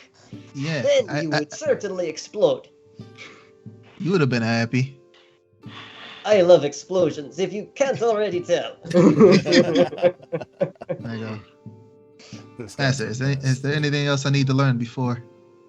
And the master looks outside and the sun is actually starting to set. It's starting to get dark. And he says, well, you did say you only had time for one afternoon's training, which I think is absurd. But if you want to go and die spectacularly, who am I to judge? I go. Now I contemplate. Wonder if we can stay at least one more day. I have to go talk to my other companion. Oh, you can stay another day. No, he's like Ronnie, you idiot. Perhaps I see you tomorrow if you don't explode in your sleep. Was good meeting you. Don't what? bother telling me name, I won't remember. Explode in my sleep. What? Oh, a side effect that early initiates can have. Sometimes you seize power in your dreams and then use the power and it actually happen while you are in bed and usually burn building down, explode bed, you know. You'll find it. I'll definitely be back tomorrow. He's like, wow, it doesn't sound serious. I give 60-30 chance. I'll take those odds. That's beautiful. There I go. And I was like, no, we got to go find Ronnie. Where was she at? Well, she did. I'm trying to remember. I was like practicing in the temple, I think, and she said, I don't know, and she like kind of scooted me out and then patted me on the shoulder and she left. I don't remember where she went. That's perfect drunk talk, even though I know he literally just doesn't remember. But that's perfect drunk talk. Was she at the? plays a good drop. Was she still at the top of the mountain? Was she at the bottom by the bridge? Was she, you know? Well, I was at the temple, so. You saw her at the temple. Yeah, and then she escorted me out of the temple. Okay, so you She wasn't at the said- temple. Did you go Yeah. anywhere specific? I know she was supposed to go, you know what? And then it popped in my head, like, wait, pretty sure she went to go get those dang on scales. And I was like, no, come with me. I think I know where she's at. All right. Oh, she's trying to get that drip, right? Yeah. God The dang dragon it. scale. What is this drip you speak of? Well, I think I heard it from some foreigners when I was on a strip club. It just means, you know, you look really good. It's like a Strip fashion statement. club? Strip. You mean a place where people take off their clothes? Oh, I'm sorry. The brothel. Sorry. I don't know. I'm saying things. You know what? Keep that name in mind. We might have something there. And so I was like, come on. And so I start heading. So I take him with me. Start heading down to the bridge. Good luck on harebrained adventure. Okay. And I go, all right. So I was like, all right. I wonder if I can try to control my power while moving instead of, I just try to do a little bit of power, not a lot, just to keep the power just surged. See if I can keep control of it. That way I don't have to struggle while you're so walking. hard to get for Alright. it. imagine Sir Reggio's face every single time I got a power up. Give me 100 side. This is And how that busted. is 83. You imagine the power floating there in front of you, and you reach out to grab it, and it zooms out the way every time you try to grab for it.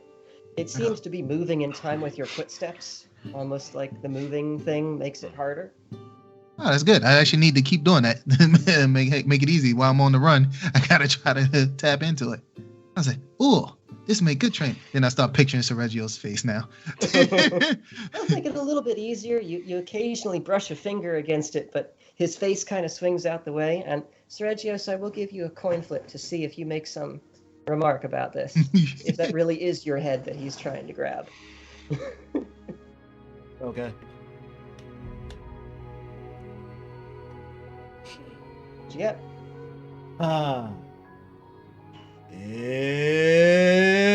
It's time for another hunt.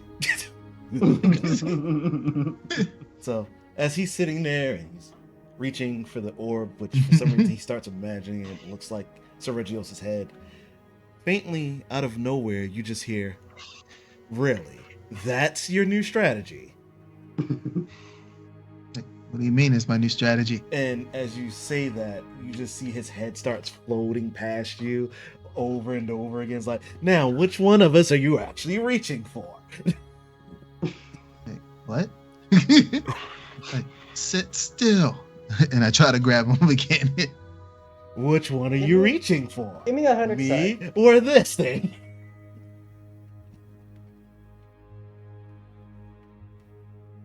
At 25. Rather irritated by the game, you reach out with both hands in your imaginary worldscape, and you seize both Sir Reggio's heads by the nose.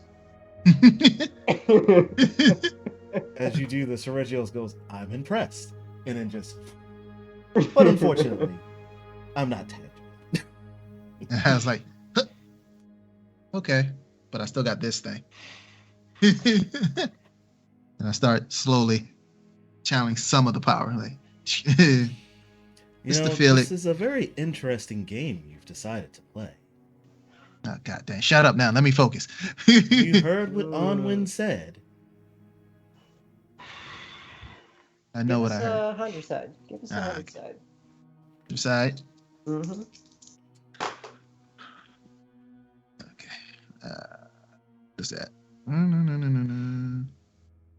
That is a 59. 10 away. Come on. And right as Sir Regios points this out, and you feel a bit of annoyance that, yes, you remember what Onwin said, there's a faint crackling in the air around you, and a nearby shrub suddenly catches fire.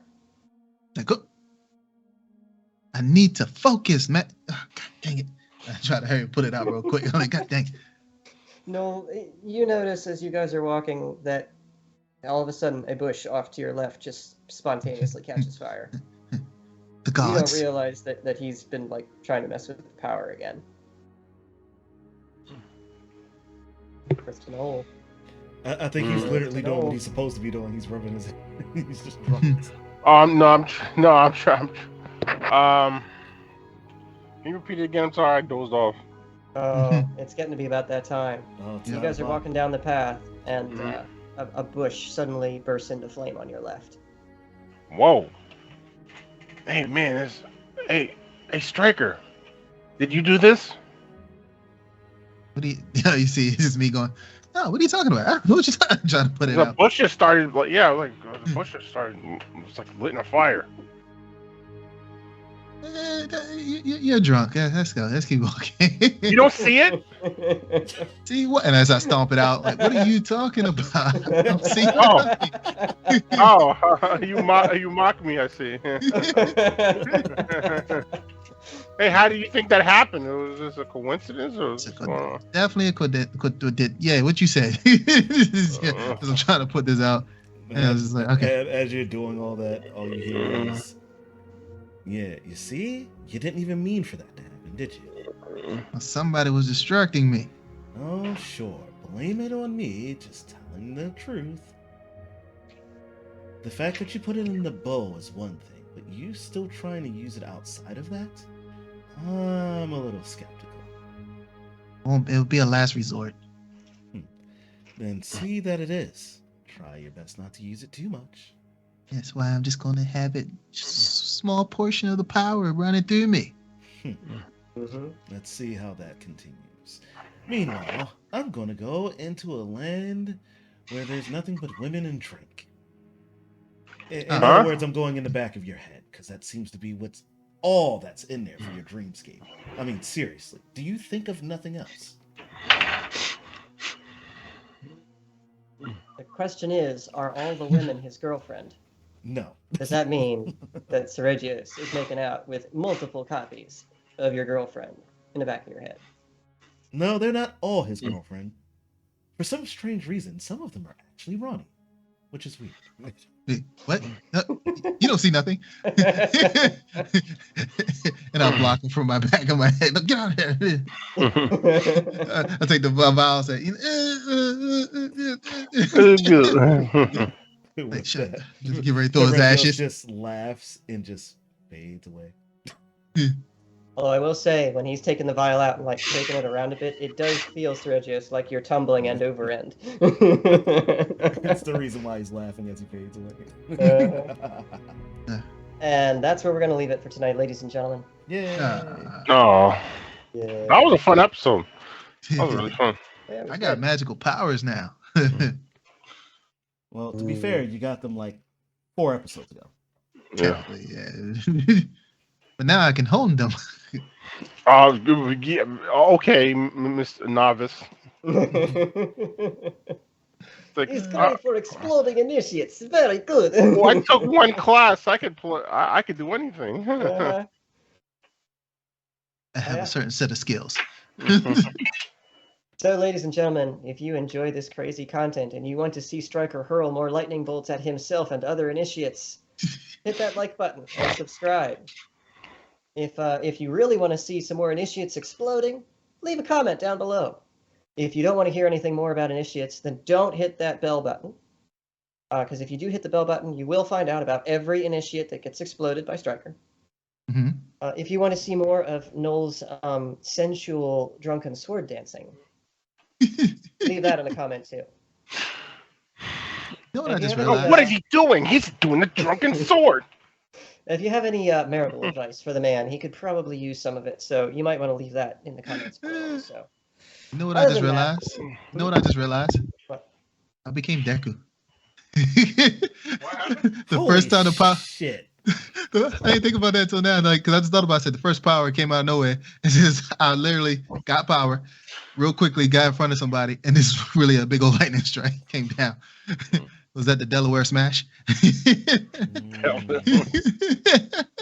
Yep, this is totally going to end well for everybody. Yes, it is. It's Oh, not. yes. It's not. I'm going plus ultra. Dear God. Now he's going to start making anime references every recording to his power. I wonder if you can buff What have we your, done? your Oh, wait. teammates. I I wonder if you can buff his teammates or something. wish I had an All Might dog so I could just sit there like this. You should have asked the master about buffing your teammates. I bet he would have said something about them exploding. That could have been great. Yeah, That would have been amazing, actually, to hear that. it would have been. Good night, everybody. Good night, Good night. everybody.